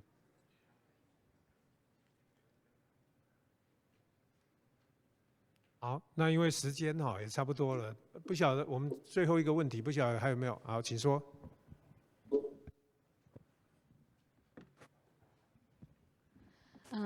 Our company is manufacturer for post terminals and industrial panel PC for like the smart factory or smart retail, and we also offer the self-service kiosk. And I want to know if any country in Africa that is now suitable for such kind of product to enter into. And Ms. Zhou, you just mentioned that in Rwanda, if suppliers offer the post, Rwanda is a good market. So I want to know if there is any access, and besides Rwanda, if still any other market we can enter into. Thank you.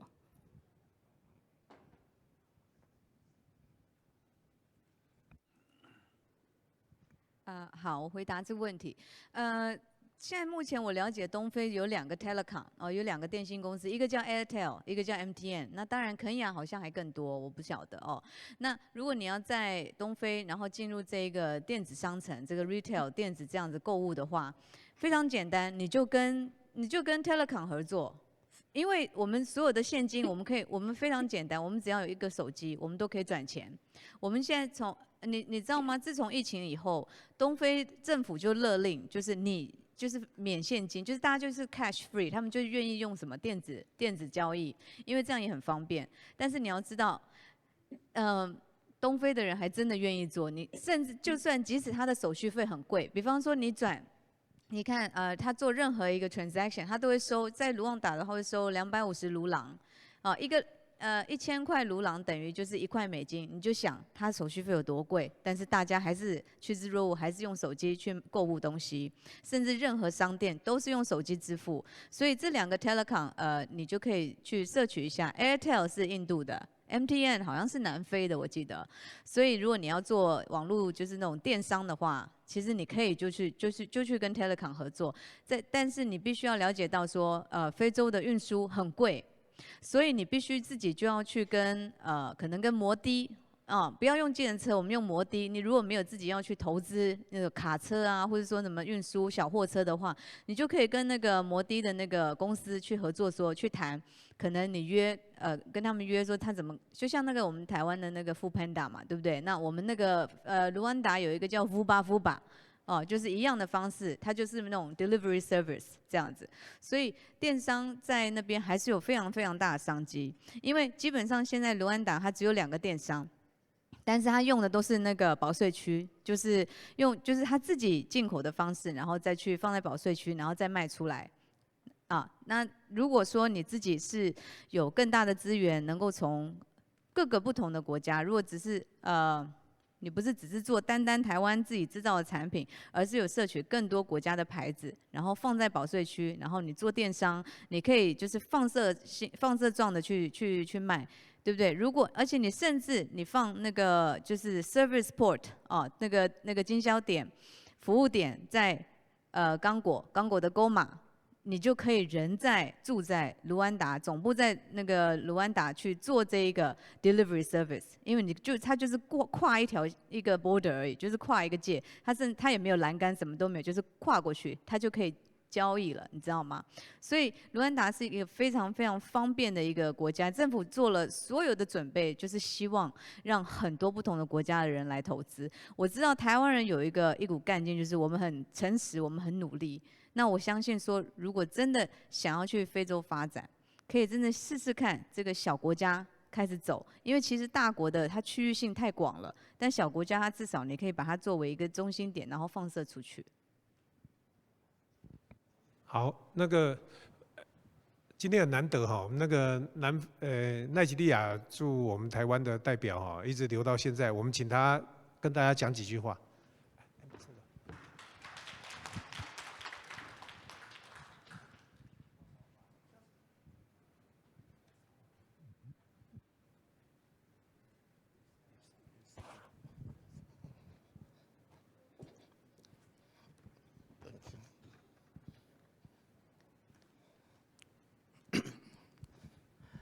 Thank you very much. Happy for inviting me to make a few remarks at this occasion. Particularly, I'm happy and commend the Tetra, MOVA, and Bureau of Foreign Trade for organizing this program, and also the African Economic Forum. As you have been hearing from the beginning of this program, from the presentation made by all the federal speakers, and also the panel discussion, answering some of the questions and providing answers to some of the questions. you will discover that there are a lot of tremendous opportunity, investment and business opportunities available in Africa. When we talk of in terms of population, we have a good and young, vibrant, and also high-skilled labor in the continent. We have a lot of both human and material resources available. Then we have a very vibrant investment incentives that are provided. Then we have a lot of natural resources, and in fact, the people are very hospitable and also very accommodating, which is a good investment opportunities for who will be investors that want to invest or do business in Africa. It is a good opportunity for Taiwanese to make develop interest to have business in Africa, in all the Africa countries. The issue of maybe the propaganda that you may be hearing from here about the insecurity and that, we are giving you the assurance that the place is open for you, and also we are also giving you assurance that it's a very secured environment which you can do business in terms in Taiwan. We have a lot of opportunities in terms of technology, which are very dear need in African countries. Any place you visit in Africa, or you wish to invest or do business in Africa countries. So we are encouraging you in any sectors of your interest, that you are highly welcome to do business in there. And there are a lot of investment incentives which are provided by various countries, and we have supportive institutions that will assist you to do whatever, either is in terms of trade you want to do, in terms of business you want to do. Then we have a lot of legislations, and Africa are also global players in which is your investment is very secured, your trading activity is very secured, which we are encouraging you to do that. Thank you very much for this opportunity, and if you have any other further information needed, our offices is here and also are ready to provide all this information to you. Thank you for this opportunity. Thank you. Thank you, Honorable Mr. Ahmed, and our distinguished speakers and the moderator. We hope today's event has helped you to have a better understanding of Africa. Thank you for joining us today. See you soon. 欢迎扫描荧幕上的 QR code， 并填写本日的活动问件。2022年台非企业论坛告一个段落，祝您有个美好丰收的一天，谢谢大家。